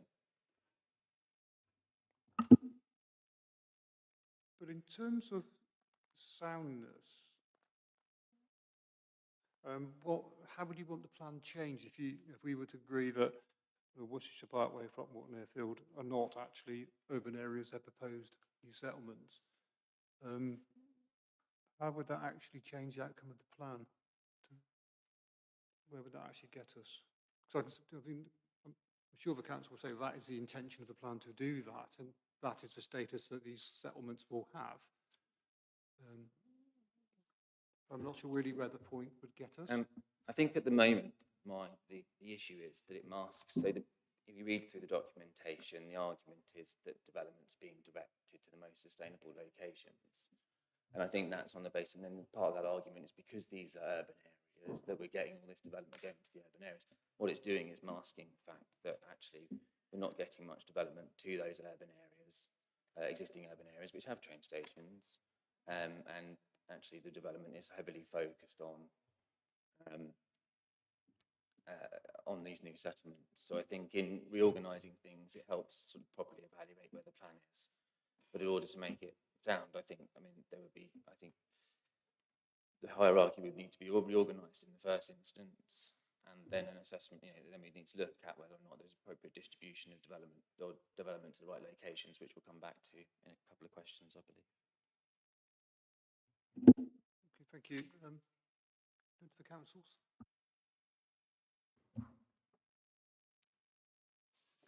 Well, our general approach here is to reflect the fact, I think you answered the question probably for us really, that we obviously see these coming forward for development and then they would be included within the urban areas. So that is the approach we've taken both with the strategic sites and with others. So I think we need to be consistent with that. And I think we're happy with the way that we've defined these. We see both the urban extensions to Worcester, which are obviously on site and coming forward now, but obviously the new settlements of Parkway and Frogmorton, we think it's appropriate that we would include them within the urban area because that is the intention, is to bring them within the urban areas. So I think you answered the question for us. Okay, thank you. All right, moving around the table, is it Crowell Parish Council? Yeah, thank you, Ian Bowden, Crowell Parish Council. You're hearing quite a lot of commentary, I think, about the skewed nature and the subjectivity of the hierarchy assessment.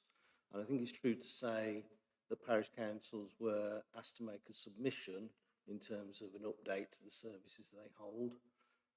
It's not true to say that they were consulted in terms of that assessment itself and the output of that assessment, in which we were promoted to a Category 1 village.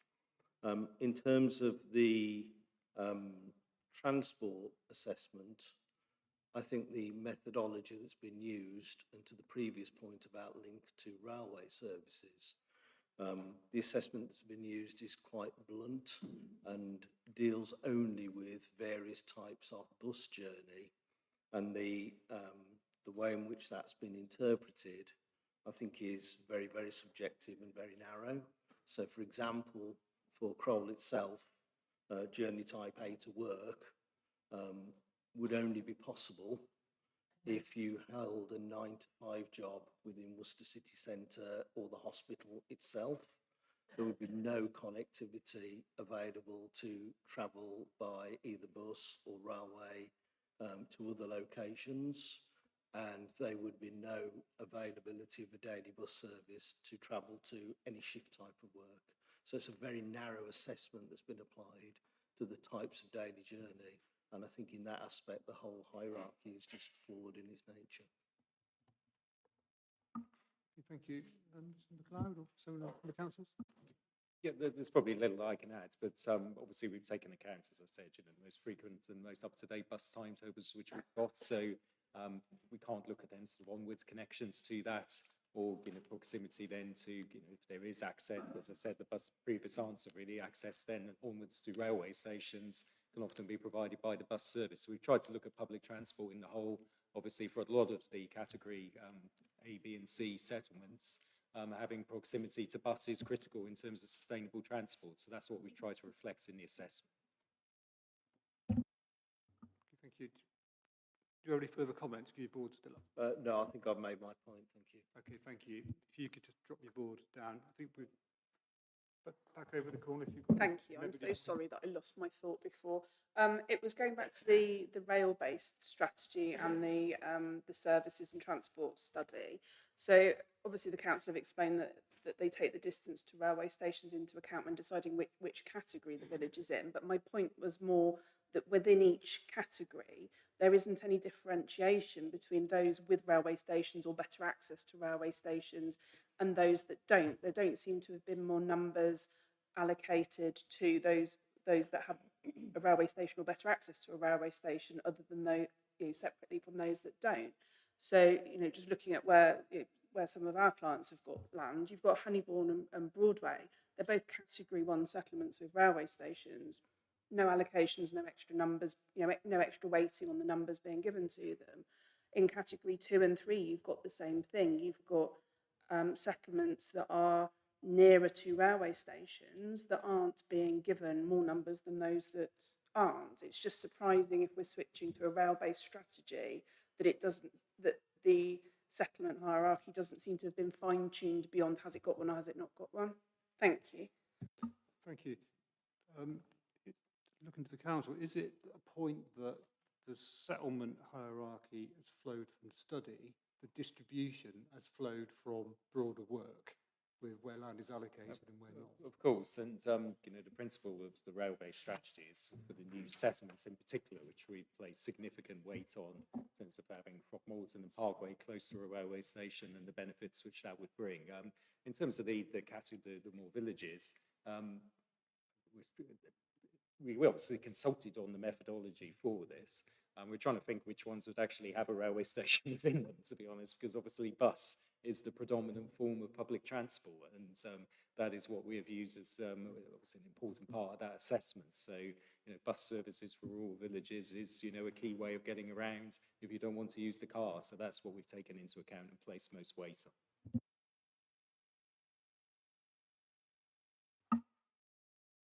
Okay, thank you. But in terms of the hierarchy that's flowed from the studies, the allocations, I mean, my question really back to you for confirmation or not, is that the allocations are a product of the existing plan and areas where the councils have chosen to allocate in this plan. And there will be settlements in different categories. Some will have allocations, some won't be. But that is because of the overall work on the plan preparation. Yeah.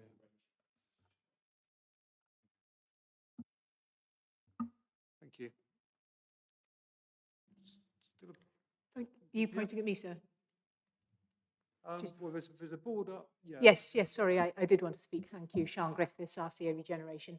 I wanted to raise a point in relation to Evesham being the settlement out of the three, in Wychavon being, of course, Evesham, Pershore, Droitwich. Evesham has the greatest number of physical dwellings at 11,710, which is set out in the SMAR. It has a railway station. Its new allocations are just 255 dwellings.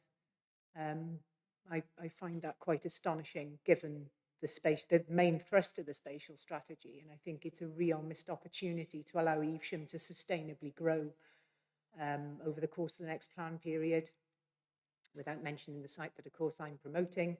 I do genuinely feel that a place like Evesham, with its very high levels of private rented accommodation and high level of affordable housing need, has been a complete missed opportunity by this council. And I would urge inspectors to look again at the spatial strategy on that basis and how much Evesham will be missing out as a result. Thank you. Thank you. Okay, certainly Mr. McLeod again. So in terms of Evesham, what led to the council's decisions about the level of development that's going to be provided in Evesham? Of course, so a range of factors for Evesham. We do have significant development proposals coming forward for Evesham, with the previous allocations in the new plan at 621 dwellings in total. We're advancing plans for key regeneration within the centre of Evesham at the Riverside Shopping Centre, which is major regeneration priority there, which will deliver significant new homes, and that's one of the key allocations for Evesham coming forward. But we also recognise some of the constraints around Evesham, particularly in terms of the transport modelling. It is a congested area, so we've had to balance the appropriate level of growth with some of the limitations there. But in terms of, it is a priority for us. It's in one of our investment prospectuses. We've got an investment prospectus specifically for Evesham to drive regeneration there and to bring investment into the town. So I don't accept the points that it's not a priority for us or a missed opportunity. We've identified significant opportunities within Evesham, not just for new housing, but also for commercial use as well. And we're actively promoting that as a council. Thank you. Ms. Griffiths. Thank you for the opportunity to come back. Yeah, I completely disagree with that. I think National Highways have pretty much dictated the strategy on Evesham, unfortunately, have not really wanted, I don't think, to look seriously at a way in which growth can be facilitated in Evesham. Instead, what's been allowed is a kind of focus on the new settlements, which I don't have a particular problem with, but towns like Evesham should be allowed to grow, and an improved retail strategy for the town centre is very much welcomed, but it needs to grow in terms of housing far more than it is. Its proportion and the proportion of development Evesham is taking is far lower, given its size and its level of importance economically to the wider rural hinterland as well. And I really seriously think that the council have kind of taken what National Highways have said as being a kind of, oh, well, we're not really looking at improving capacity within the road network, and just kind of abandoned Evesham. Thank you. Thank you. Do you want to come back on those points? Yeah, I'm just in danger of repeating myself here, so I won't make any new points. But obviously, Evesham did have a lot of growth from the last plan. We've seen a number of extensions to Evesham, and I would just point you back to the fact that we have significant plans for the town centre in terms of bringing the brownfield regeneration priorities forward, and that's what we consider the most appropriate way to bring vibrancy back to the town centre in the first instance. And then, but we also reflect the fact that the traffic modelling, as I've said, does show congestion around Evesham, so significant growth would be more difficult in that location. Okay, thank you. Right, let's move on. Oh, was the one down there? Oh, yeah, it's gone. Yeah. I just wanted to check, is this the appropriate point to be talking about the number of allocations to each settlement, or would you prefer to come back to that?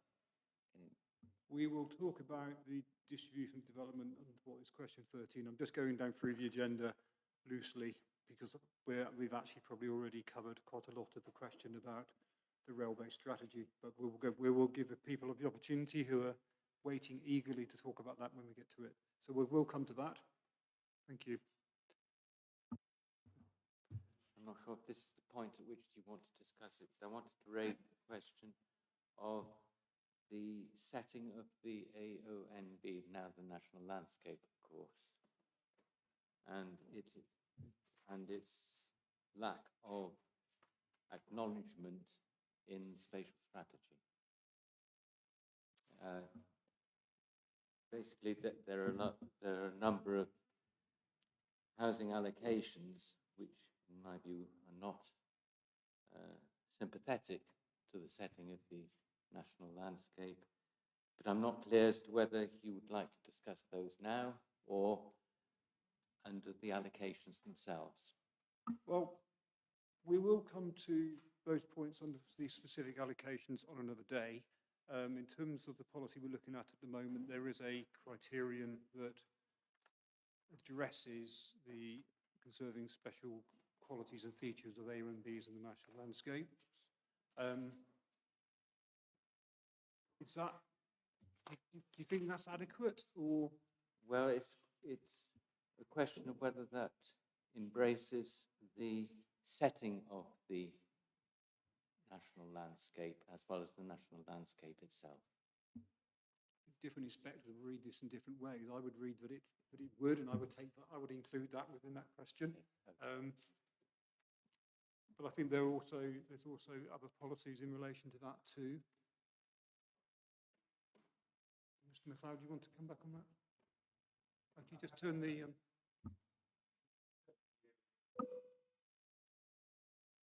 Mr. Crisp, you just turn that off. Thank you. Certainly the area of national landscape was a criteria within the SHLA, so we looked at that in terms of our assessment of sites.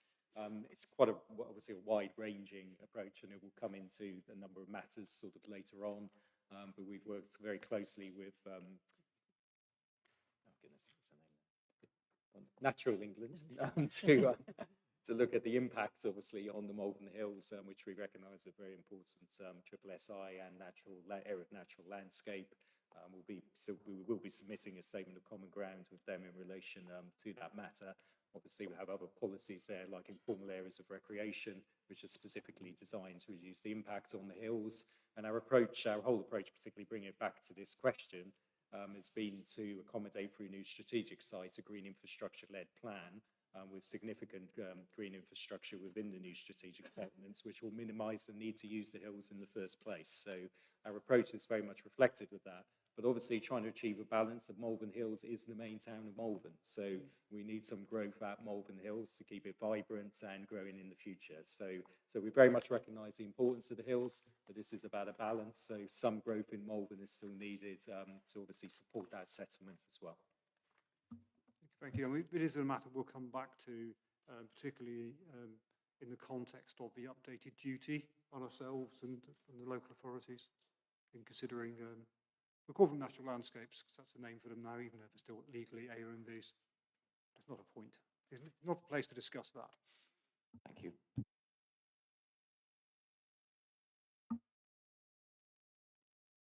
Okay, let's now move on. Oh. Want to put your... Sorry, I just, yeah, that's the only way it's going to work. Was that right? That's great. Very searching questions, sir. And as are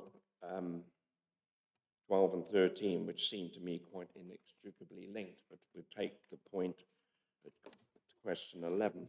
My starting point there would be the present plan, adopted in 2016, sets out the proposed settlement hierarchy as it is now. We now have a situation where I'm concentrating, so as I did in my hearing statement, which was done really at the last minute due to varying other factors. Category 1 settlements in MHDC are 9, 2 are 7, category 3 2, and the rest of the settlements I think total about 65 in the Malvern Hills district area.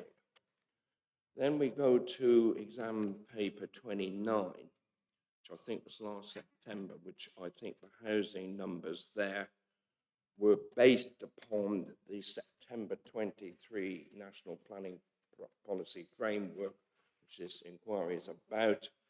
And we have Warra District Council, which Avon District Council, with 2.3 years of housing land supply, Malvern Hills were 3.83, Worcester City 4.06, which averages 3.39 average over the three. And I'm concentrating more upon, as I say, on the Malvern Hills District Council area.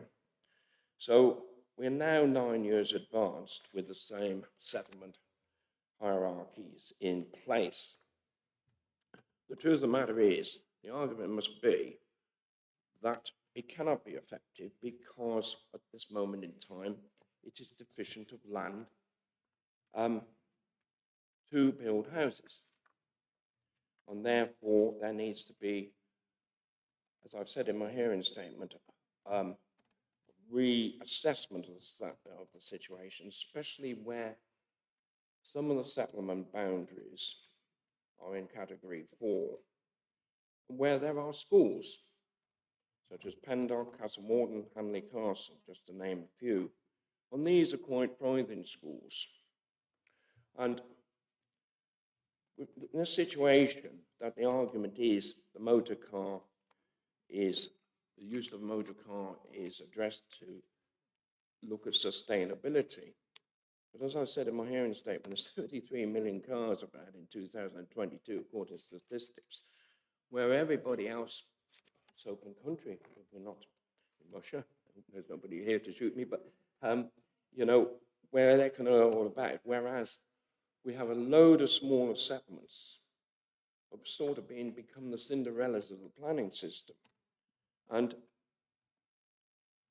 such areas as Malvern, as Dr. Chris alluded to, a lot of the areas around there are very close to the ANOB, or now National Landscape, where there has to be, according to, I think, the National Planning Policy Framework, running through from 2012, there has to be a very, very good reason why to allow major developments in those areas.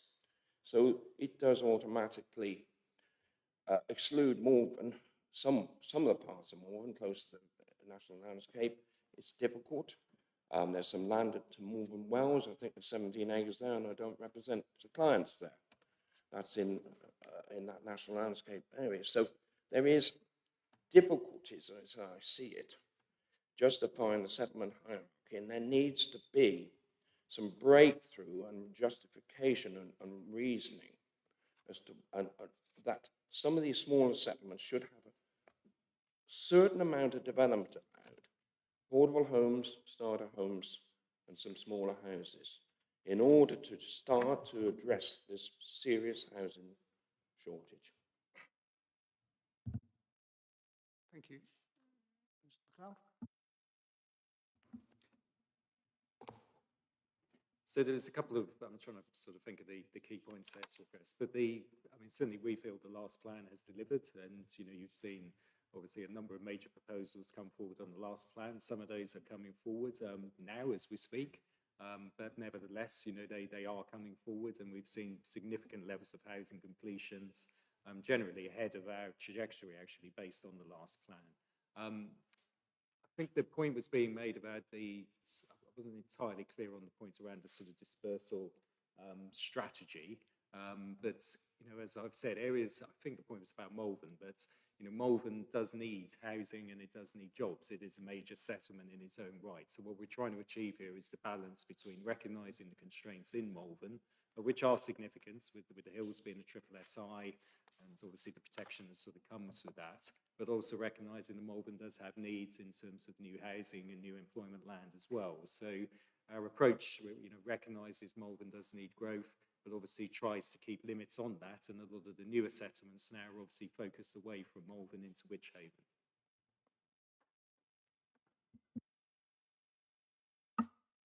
And the rationale for not going for a dispersed strategy is based on sustainability? Oh, 100%, absolutely. And the dispersal strategy, we would obviously lose many of the benefits that we're seeing coming forward here with the new settlements. The advantages of being close to railway stations is it does offer a sustainable mode of transport, but it's not the only mode of transport. And you'll see when we get into the detailed discussions around Worcestershire Parkway, Throckmorton, they're complemented not only by rail, but by bus and other facilities. So, you know, a lot of the master planning work we've done on Worcestershire Parkway is how to deliver the most sustainable settlement possible.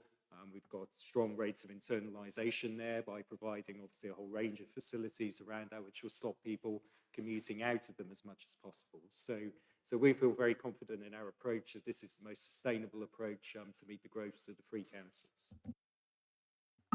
Okay, so in terms of development in rural areas, what account or did the councils take of paragraph 78 of the framework, which is a paragraph that sets out that planning policies and decisions should be responsive to local circumstances and support housing development to reflect local need? So to what extent in defining the distribution has that been taken into account? Yes, and we recognise that there is a need for growth within the rural settlements to keep the vibrancy and obviously supporting the range of services which they have there. Shops and other bus services, you know, keeping those growing, a level of growth is acceptable within those rural communities. So our strategy reflects that and obviously prioritises growth into areas where there is the most significant range of facilities currently available. So we feel that's completely consistent with that paragraph. Thank you. And in terms of a number of the categories of villages, windfall development would come forward and has been coming forward in any event? Absolutely, and that's, you know, happening as it is now. So, you know, currently we don't have a 5-year housing land supply, so you're seeing a number of applications approved within those villages.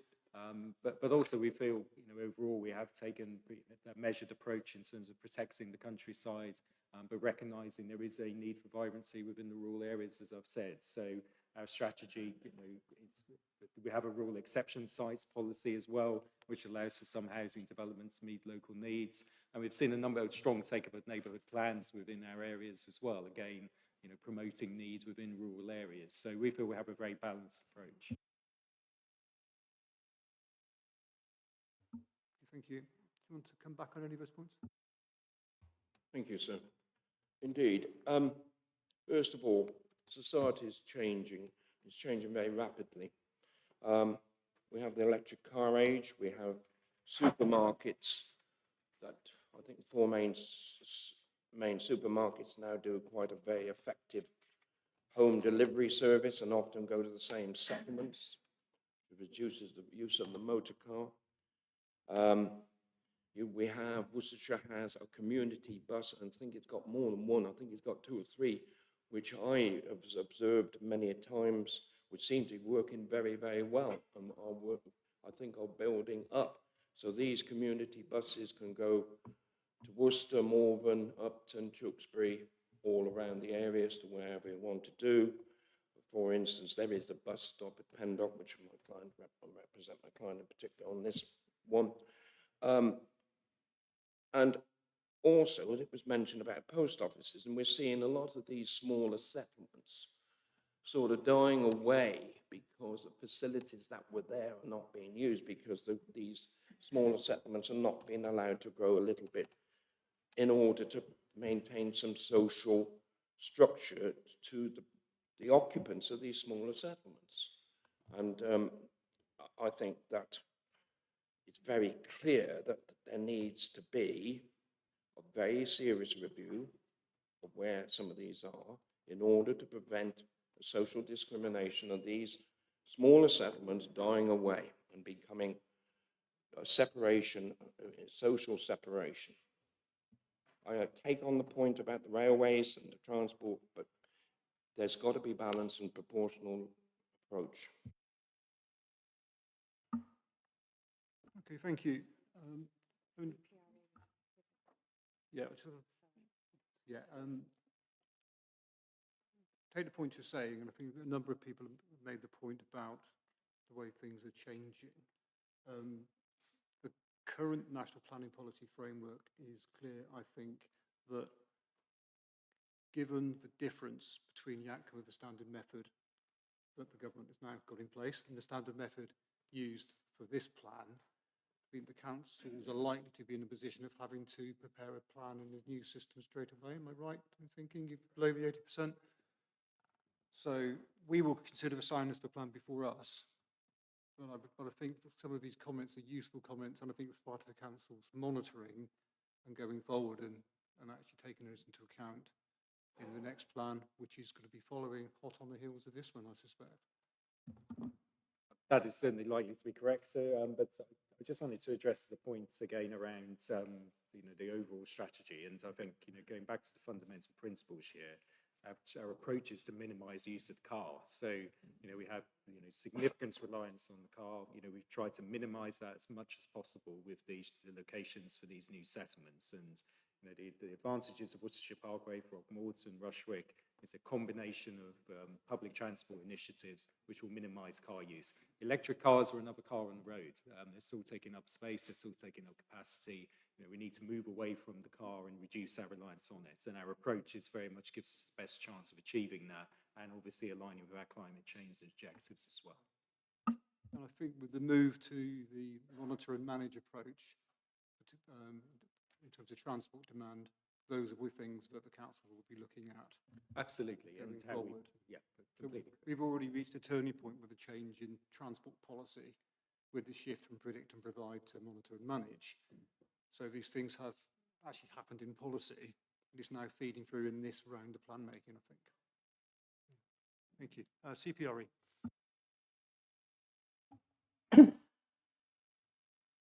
I have a concern about overdevelopment, where development is taking place based on demand from car-based commuters rather than local need arriving in a given village. This has particularly been the case recently with districts not meeting their objectively assessed housing need. Developers have come in with random sites in less sustainable locations that meet a need that arises in the district rather than one that arises in the particular settlement. I could particularly instance a site next door to Starport, where Starport has ample housing need, but a developer applied for a site in Malvern Hills district adjoining the district boundary, which is obviously to meet Starport need that didn't exist. There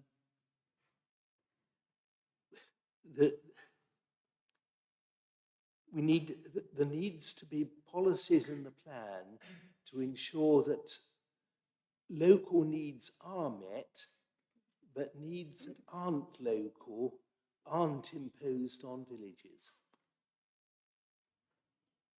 Right, I'll take that point away. The situation at the moment is that, I think the microphone's still on, sir. Yeah. The situation at the moment is where the councils aren't achieving a 5-year housing land supply. Paragraph 11 of the framework applies, and great weight is given to providing housing. That is the situation. I mean, the purpose of this plan is to get an up-to-date plan in place to actually take the councils out of that paragraph 11 position.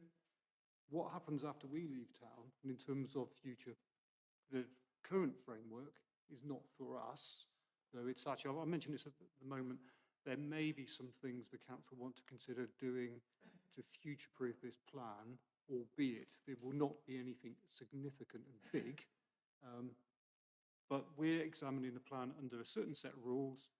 After the day the plan's adopted, decisions will be made in the light of the plan and new policy, or current policy. And current policy includes provisions about housing land supply that are different and will apply. I think one comes into force next year. It's in July next year, is it? So there's all those considerations councils need to think about. But the plan, what we're trying to do here, what the council are trying to do, is to get back to a plan-led situation.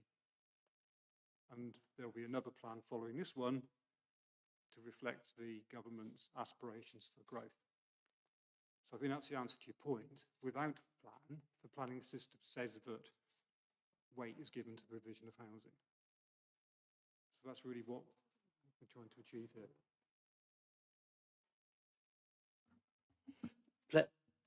Plan-based planning is certainly always preferable.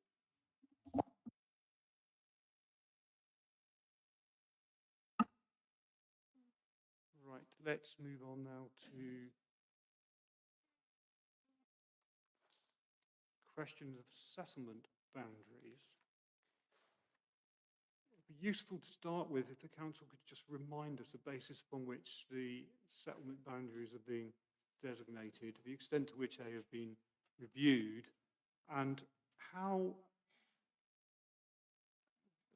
allocated sites, etc., relate to them. And some representatives have made points about settlement boundaries in relation to allocated sites, permissions, etc. What is the council's joint approach on dealing with alterations of settlement boundaries, say when a new development has happened? Because it's been some time since the work has been done. That's something that needs to be tweaked when the councils update the policies now. Absolutely. So obviously the settlement boundaries, as we've defined them, reflect a particular point in time. You're correct. I think our approach on allocations has been, obviously there's a slight chicken and egg situation as to when they come forward and confirming the allocation, obviously that would change the settlement boundaries. So we're quite happy to make any changes to the policies map to reflect the allocations, which are obviously shown on there, but to include them within the settlement boundary as an appropriate way forward. So obviously we've taken a particular point in time which draws the settlement boundary reflecting on the facts at that stage. And inevitably since then, and with the planning applications coming through, there will have been some changes to some of those boundaries. Is it normal practice that the settlement boundaries are updated when sites are actually constructed, rather than just be subject to permission?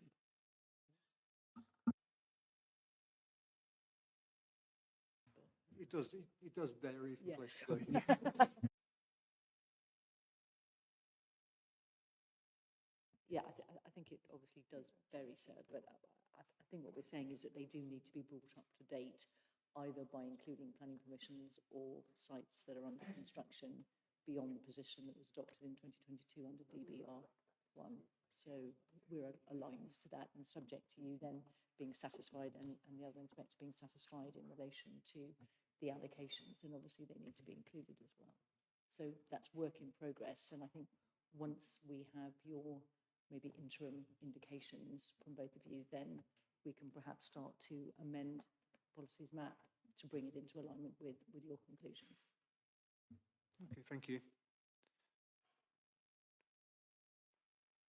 Down in the far corner. Me, sorry. Katie Parsons for RCA Regeneration, sir. Thank you. Okay, well, that's understood. If the council doesn't want to change the settlement boundaries around the allocations unless and until they happen, I guess that's their decision. But it seems to us a little short-sighted to only amend the settlement boundaries for development that has already taken place, and in some cases not even all of the development that's already taken place. Surely settlement boundary changes are needed to show where future growth could go. Smaller, more organic, windfall type developments, even if the allocations aren't to be included in that. You know, most of these settlements have limited, if any, room to grow inside their current boundaries. If the allocations aren't being included and no extra land is being included, it's very hard for these settlements to organically grow. Hanley Swan, for example, it's a nuclear village. It hasn't really got anywhere to grow. Some have got quite disconnected boundaries as a result of the amendments because they're only going around existing development. So Honeybourne, for example, has ended up with a bit of extra settlement that isn't actually attached to the rest of it. There's some existing development that isn't being included in the extensions proposed at Honeybourne. It stops short of some existing, not new build, but existing development. It's still not fully reflecting the settlement even as it exists today, never mind not allowing for any future growth. Retfordton allocations aren't being included boundary, and they're actually really quite disconnected from the settlement boundary. That would seem a prime example of when you should be showing the allocations and connecting them to your existing settlement.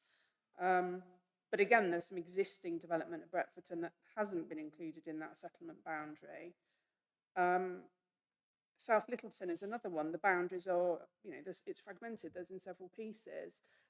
The strategy for the settlement boundaries and how they are and aren't being extended, and whether they are or aren't showing existing development or proposed development or potential areas for growth, doesn't seem very clear and helpful.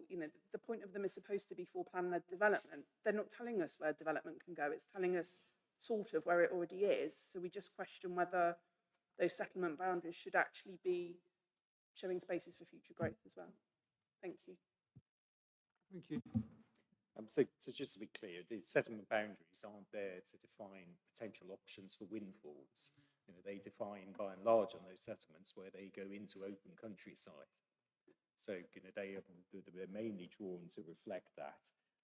We've taken then obviously the allocations where we've considered their appropriate extensions to the settlement boundary are clearly shown and are, can be included within that settlement boundary. I think that's as we've said, that's something that we can update.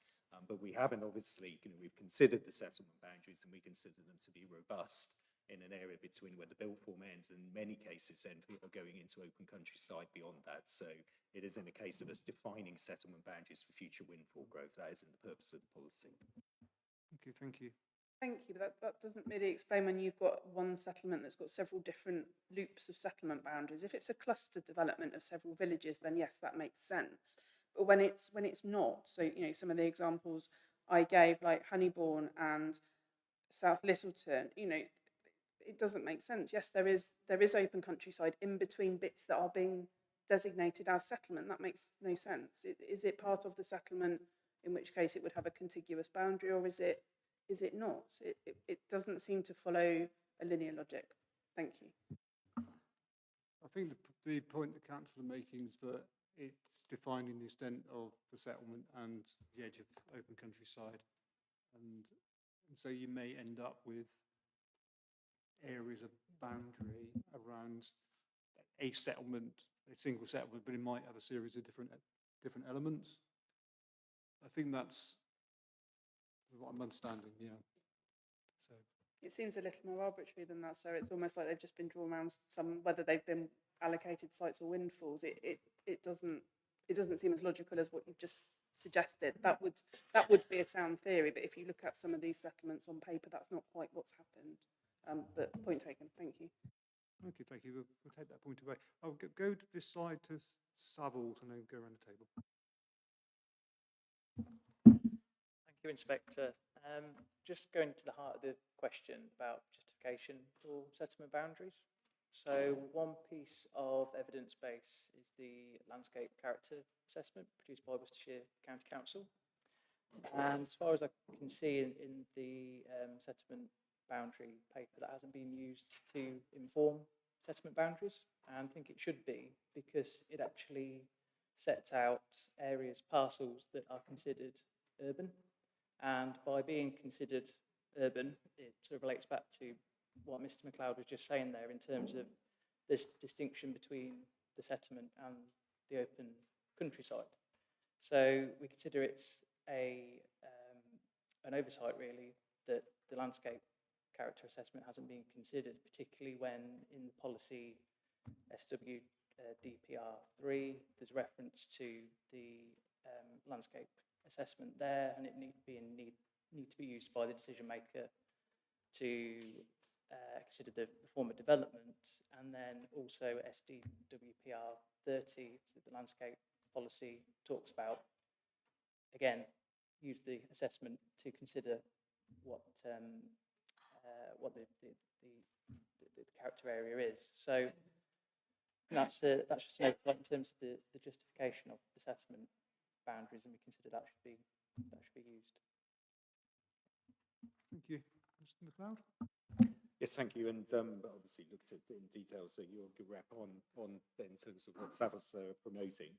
But this is extending into school playing fields effectively and into areas of common ground. So, you know, again, you're going beyond the built form. So, you know, there is no rationale to put forward what Savills are putting forward here, because it's actually eroding effectively into the countryside and into areas that are much closer to areas of the national landscape. So, you know, we consider that to be a very negative change, and including that within the settlement boundary could have, you know, certainly in terms of the principle of development there, that wouldn't be accepted. So, you know, you're into school playing pitches there, which we wouldn't accept. So, you know, we're very comfortable with our approach on that. Okay, and that would be subject to other policies of the plan and specific provisions in that Absolutely, policy. yeah, absolutely.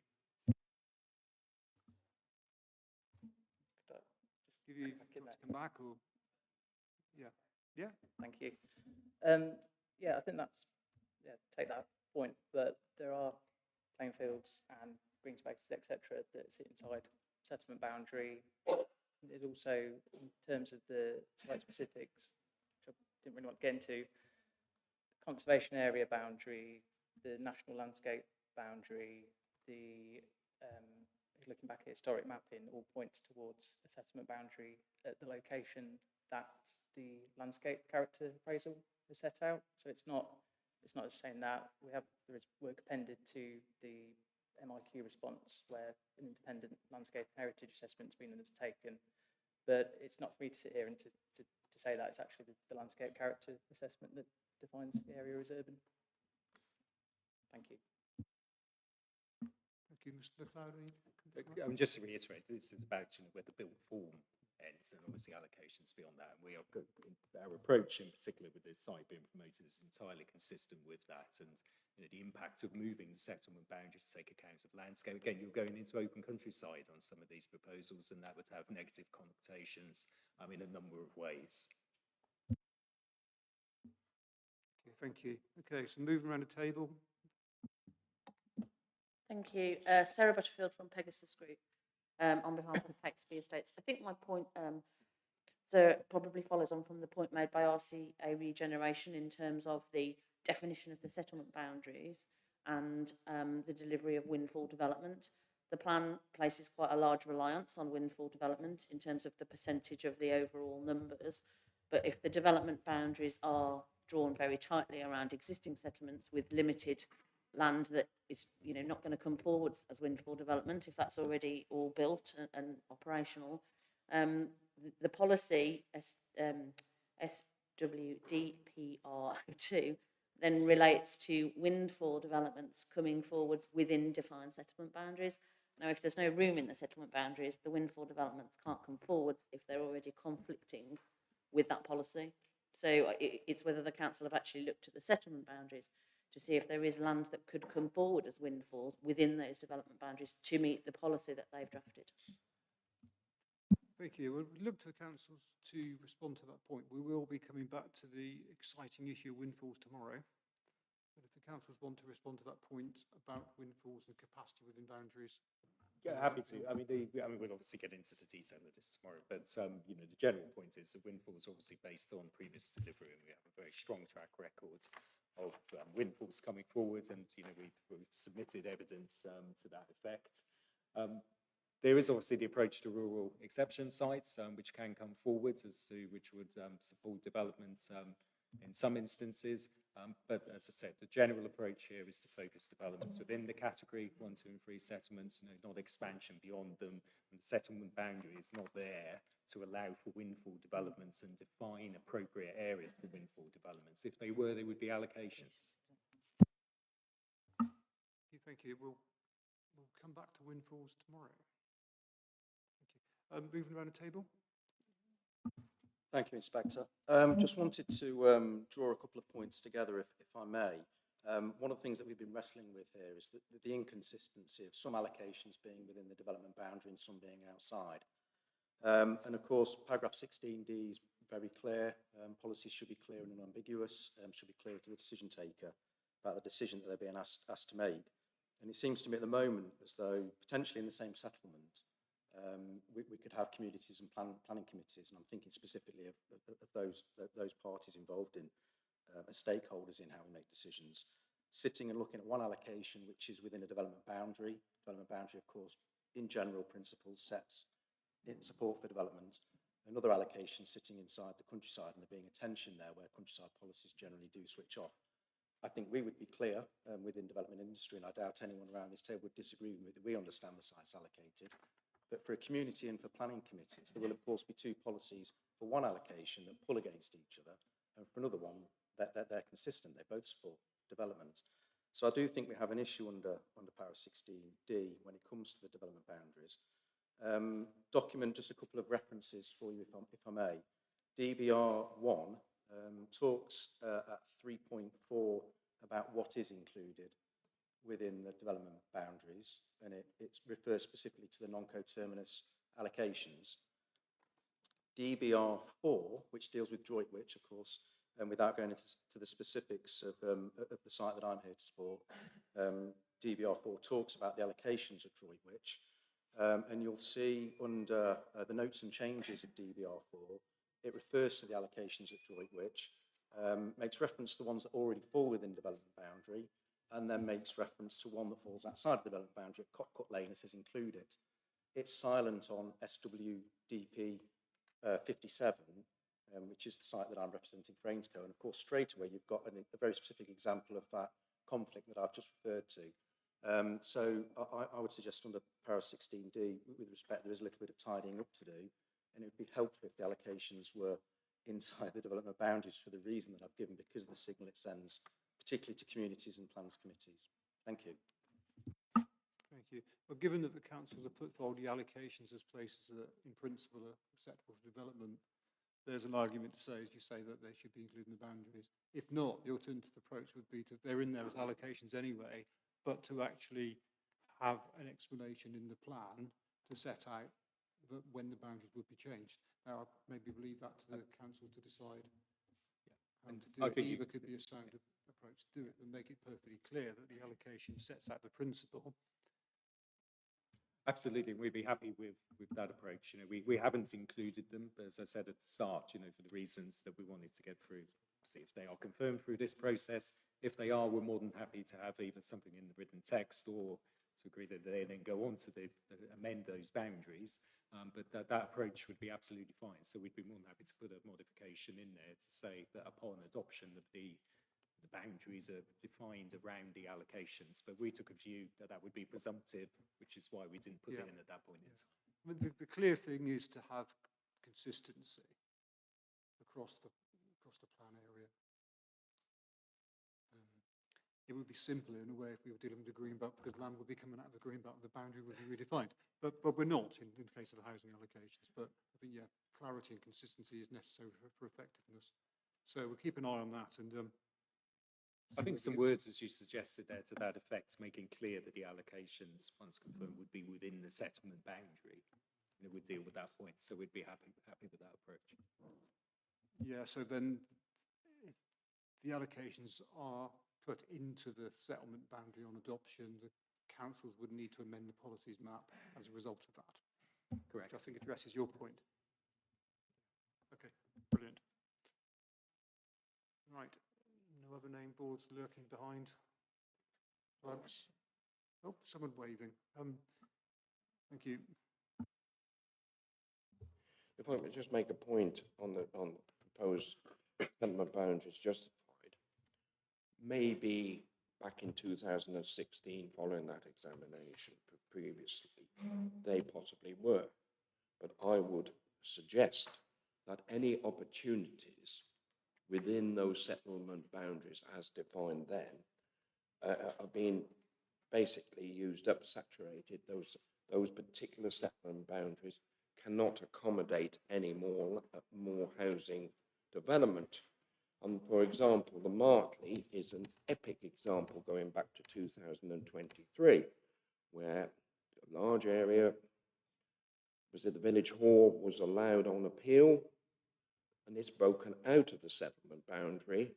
There's a further one on the other side of the road, on the side of the village hall, I think RCA dealt with, which has got further outside the settlement boundary, and there's one in towards the centre of the village, for instance. I think that's been refused. Maybe it's got good reasons. I think some listed building involved for 55 houses. That's an appeal. So the settlement boundaries, it seemed to me, cannot be justified because at the moment, while we do need a plan, the lack of housing's land supply is broken outside them. So therefore, there needs to be a review. Thank you. And housing land supply will be our interesting discussion for part of it tomorrow. So we'll come back to that where we go through various components. This is one of the things we were saying earlier, that we're looking at this, what is in this policy, but lots of the other considerations in the next few weeks feed into our overall picture that's developing for us. We're going to be sitting here every day listening to this, and the picture will build up. So all of these comments are useful in helping us develop that picture. Brilliant, thank you. Right, I think we will now move on. Okay, we'll aim to finish around 1-ish for lunch. If people are happy to do that, we'll crack on and move on to something that has already been considered somewhat, is the proposed distribution of development allocated to each category as settlement justified. So that's distinct from the settlement hierarchy itself. It is actually the distribution within the hierarchy. Just a point of fact, really, that the numbers set out in table 2 of the policy reflect what the plan is doing. And I think the council has proposed or suggested a main modification to us to update some of the figures, because since plans been submitted, some of the what are called carry forward sites have actually turned into being delivered, etc. So it's dynamic, it's moved forward. It's not actually the table doesn't actually set out a proportionment, it just reflects what the plan is doing as a whole. It's the way we read it, I think. Tell me if we've got it wrong. But what it does do in terms of policy, it sets out what the windfall expectations are for the different categories of settlement. That's correct. We'd happily provide you with the breakdown in terms of the proportions, if that was of assistance to you. Yeah, I'm assuming that the table was set out in this way partly to explain to people that you've got the existing allocations in the current plan and the new allocations, but actually overall, and we're not necessarily saying this should be done, but ultimately this plan will have a total, because all of the existing allocations have effectively been renewed and are being reallocated by this plan. So really those two of those columns could disappear, but it's not necessarily essential for soundness, because it does explain how we got to this point. But certainly we can see it in the way in which the plan was prepared. There was a lot of explanation in the plan as to how this has moved on from the previous, the existing plan. That's correct, and you're absolutely right. We tried to explain, I suppose, by carrying over the reallocations. There's still 5,000 homes on those reallocated dwellings, which make an important contribution towards this plan. You could have taken the approach of taking those out, but we felt the easiest way to explain it was that these were existing allocations which we were carrying forward. Yeah, thank you. Okay, so the joys of city centre locations. Right, could the council please just give us a very brief explanation or reprise of how you went about distributing the housing through the plan? Of course. So obviously we've looked at the capacity of the new strategic sites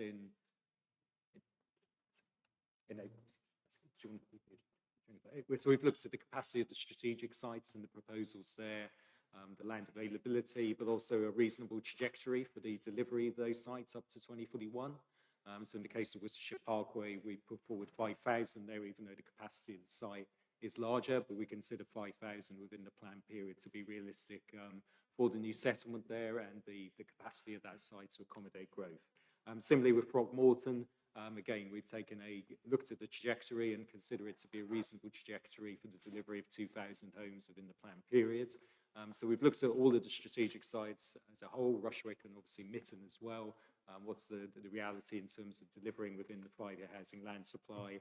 And I suppose importantly, the strategic sites have a fairly limited role in terms of the 5-year housing land supply. They do make a contribution towards the back end, but we are relying obviously on a number of the existing allocations. We have the urban extensions to Worcester, which still have significant capacity and will make an important contribution moving forward. So they still account for 25% of our supply. A number of those allocations are on site and being built out, with the remaining capacity coming forward. A focus obviously then within urban regeneration and obviously supporting Worcester City and some of the market towns like Evesham and Pershore in terms of a more brownfield regeneration. 25% of our supply is still within the urban area in terms of the new allocations. And then, as I've explained, a less obviously focused, but still some development allocated to the category 1, 2 and 3 settlements. So still nearly 1,700 dwellings proposed within the category 1, 2 and 3 settlements. So they still make an important contribution. But we feel very much we have a balanced approach between new strategic sites will provide a significant contribution and also looking at capacity into the future as well. Urban extensions to Worcester, which are being carried forward from the last plan, a focus on brownfield regeneration within Worcester City and some dispersed rurals and supporting the rural settlements through that category 1, 2 and 3 approach. I'm happy to give you the breakdown of those figures, sir, in the table form, if that would help you at all, in terms of the proportion of the splits between those categories. I think it would be useful to have the proportionate split, but if it's possible, if it's not such an enormous job, is actually to take the existing supply and that as well, because the allocations are only part of the picture. Just using the figure in the submitted plan, the existing commitments on submission, nearly 9,000. So what isn't reflected in this table, because all this table does is actually show you what the plan is doing in terms of specific allocations. It doesn't reflect the distribution that is already baked in because of existing commitments, and that's not visible from this table. If that's something that can be readily done and extracted from your monitoring database, that would be useful to see. So a proportion, so just to see what the proportion would be overall. So we'll get cracking on that. We've got that for the new allocations, as it were, and existing carry forwards. We'll add in the commitments to that and show the location of those as well. Inevitably, that will be more focused on the urban extensions, which are obviously on site and carrying on, and a number of brownfield sites, particularly within Worcester City. But we'll get that breakdown for you. It would be helpful to us just to put into context what the entire picture is for the different settlements and the different sort of parts of the hierarchy. I think the information is probably there before us, but spread across a few documents, to be fair. I mean, you've probably largely done it, but it just goes pulling together. I asked a similar question on the new allocation, so we'll get that table updated for you with the commitments in there. That's not a problem at all. Okay, thank you. Okay. Don't all go at once. Okay. Thank you. RCA regeneration. I've got some general comments, but then also some settlement-specific comments on behalf of the various clients, if that's okay.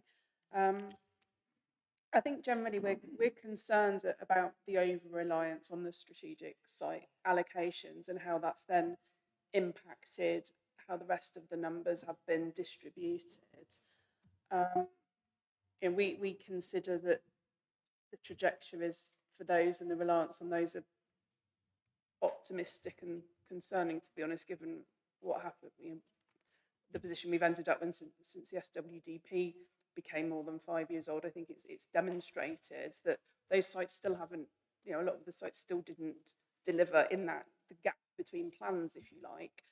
So we are concerned about that, and we do feel that the settlements should be having higher numbers of allocations as a result of that, for robustness of the trajectory and flexibility in the supply. We are also concerned that the settlements, where there is a neighbourhood plan in place or a neighbourhood area in place, theoretical housing requirements are set out in this policy. And there's 2 points for that. One is, why are they only being given to the settlements that already have a neighbourhood plan or a neighbourhood plan area? Why not do that? There are so many well-defined village settlements in these authorities. So many of them have parish councils who will or may in time wish to have a neighbourhood plan. Why not allocate all of the settlements numbers so that we can see exactly how the plan is working and it is proposed to work? Because we are concerned that these theoretical numbers are masking what the reality is actually going to be, whereas if numbers were distributed to all of the settlements, it would be more transparent. The neighbourhood plan requirements are based on some fairly simple maths. How many houses has it already got? What settlement hierarchy is it? Here's a percentage, please have some more houses. These are very low for some settlements because they are more sustainable and have more suitable land. They are very high for some areas, which I will come to in a second when we talk about Warndon Parish Council, who we represent. We are concerned that they aren't achievable, and the plan is therefore stating numbers for neighbourhood plan areas that we don't think will happen. Also, some of the neighbourhood plans that have come into force have ended up including policies that are restricting development or adding constraints, which mean even fewer are being delivered. We think there's a lot more scrutiny required. And in some cases, we think it's just pushing the problem along to the neighbourhood plan group, which isn't fair. It should be, the numbers should be being dealt with now at local plan stage. As I said earlier, you've got category 1 villages and those with railway stations that need prioritisation in the numbers, where the numbers are being distributed. If you've got 2 villages in category, well, any of the categories to be fair, one that's got a railway station or is very close to a railway station and one that hasn't, it's a rail-based strategy, but there's no weighting to put more of the numbers towards the settlement that's in accordance with the strategy. There's also not much parity across Malvern and Wychavon. I mean, of course, we know that there's not going to be with Worcester City. There's hardly any land left, but there's category 1 settlements in Malvern that are taking fewer numbers than category 2 settlements in Wychavon. Each authority seems to have been looked at in isolation without looking. There doesn't appear to be parity over category 1s as a whole, no matter which authority they're in, and the same for category 2 and 3. And we also noted, and I don't think it's been picked up in either of the modification documents, a couple of errors in document exam 20. There's a footnote that says that one of the population figures has been superseded, but it wasn't superseded in elsewhere in the document. And Hanley Swan has got a number calculated on the wrong settlement, because that's 2 settlements, one that's category 1 and one that's category 3, and it's had its maths done based on the category 3 settlement rather than the category 1. So it's ended up with a 12 in the table rather than the 28 that it should be. So we'd be grateful if the council could pick that up further in the mods, please. But That's right. The settlement specific or client specific comments were, so for Honeybourne, it's not being given any new allocations. The requirement that's been calculated is then being stated to already be met by the neighbourhood plan allocation. But this refers to a site that was actually allocated and granted planning permission back in December 2020 and is now fully built out. This year, that neighbourhood plan is 5 years old. It doesn't appear to be under review, or if it is, it's not at a very public stage yet. So we've got a Category 1 settlement with a railway station, and neither the SWDPR or the neighbourhood plan are planning for any future housing growth there. But you've got numerous lower category villages that don't have railway stations, that have got SWDPR allocations or housing requirements being put forward through SWDPR 03. It's especially surprising for Honeybourne because if you look at the trajectory, it doesn't have completions or commitments listed. So it's not exactly the case that it's had lots and lots and lots and lots of development, and that's why it's not having any more. We find it unlikely that there's not going to be any new development needed for Honeybourne in the rest of the plan period. Bretforton, similar, I mean, that's Category 2, but it's got no new allocations.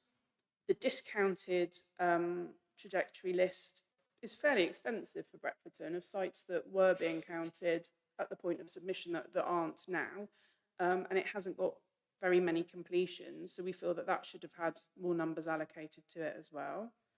Hanley Swan is a Category 2 village in is a Category 1 village in Malvern, but it's got no proposed allocations. And yet there's numerous Category 2 villages, particularly in Wychavon, that are having more allocations than Malvern's Category 1 villages. This is the disparity I was referring to earlier, that Category 2 villages in one authority are taking more numbers than Category 1 villages in the other. Broadway has got no new allocations proposed. Badsey and South Littleton aren't having any numbers set. So that's on the client side. We've also got Warndon Parish Council. Warndon Parish Council, we are assisting in their preparation of a neighbourhood plan. It was fairly advanced. It's been on hold whilst they've been waiting for this examination to see what's happening next with the SWDPR. They are given an indicative housing number in the 600s. It's completely unachievable for anything like that number in Warndon. Warndon Parish is predominantly a very, very well-planned housing development that was an urban extension in a previous iteration of a Worcester plan that was very well planned on a village profile to have very well distributed open space and networks for the roads and footpaths and so on and so forth. There isn't really very much land there that can be developed. So for them to have a number of over 600, it's never going to happen. And yes, there is a note that says these are indicative only and haven't been fine-tuned. But surely this is the time to be fine-tuning that. The Warndon Parish Council shouldn't have to be addressing those numbers as part of their neighbourhood plan to say there is no way we can accommodate these numbers. The NPPF's quite clear on that it shouldn't be being kicked down the road for the neighbourhood plan. The numbers shouldn't need re-examining at that point, but they will. And I'm sure they're not the only one. I just know their numbers because they're one of our clients, but it must be the same for other parish councils. I think they've got allocations for something like 16 in the plan, which shows that they can't possibly accommodate those numbers. So why are those numbers in the plan in the first place if nothing like them can be achieved? I know the numbers are often indicative or a minimum or a maximum, but in this case, it just bears absolutely no relation to the reality of the number of houses that can be built in Warndon Parish. And the parish council are going to have to deal with that during their own neighbourhood plan if it isn't dealt with now during the SWDPR. And those numbers can't go to Warndon, so they should be going somewhere else in this plan. It's not Warndon Parish's problem, it's an SWDPR problem in our view. So we are really quite concerned about that. These numbers are literally based on maths, not on context. I think that was the last comment I had, but I think Sean, Okay. we're from the same organisation, so. Yeah. So are you here tomorrow for the Housing Land Supply session? I'm not. For which No. session, sorry? The Housing Land Supply session. I don't think we were given No. an Okay, invitation well, to that one, even though we asked. So. it's coming up to time for a break now. But I've got a number of questions about how the neighbourhood plan requirements fit into the overall provision in the plan, and actually how We are here. how things like existing commitments we take into account, completions since the start of the plan period, and actually what is the residual number in each case. The other question I have, once we get to the bottom of how it fits in, actually there's the question of what would happen in the event that they don't come forward with a neighbourhood plan. Sorry, Chair, we are here for number 5 tomorrow, not number 6. Sorry. Sorry, just to correct myself, we are here tomorrow for matter 5, but Okay. not for matter 4, so it depends when you were going to pick it up. Yeah. Okay, well, we will pick it up tomorrow. Because rather than go into depth on it today, but it's some of the questions I've been asking really about how does that fit in with the plan? Because the plan does not, we're not looking at policy, I call it policy 2 at the moment, but that hasn't got a line in it that deals with that. I'm sure it's set out somewhere in the evidence, but we'll come back to that point. I think probably this is a good time to adjourn for lunch. And we'll come back, so keep the boards up, those who want to speak on this after lunch. Do you want to say 1:45? Yeah, so we'll adjourn now until 1:45, if that gives everyone enough time. Crack on.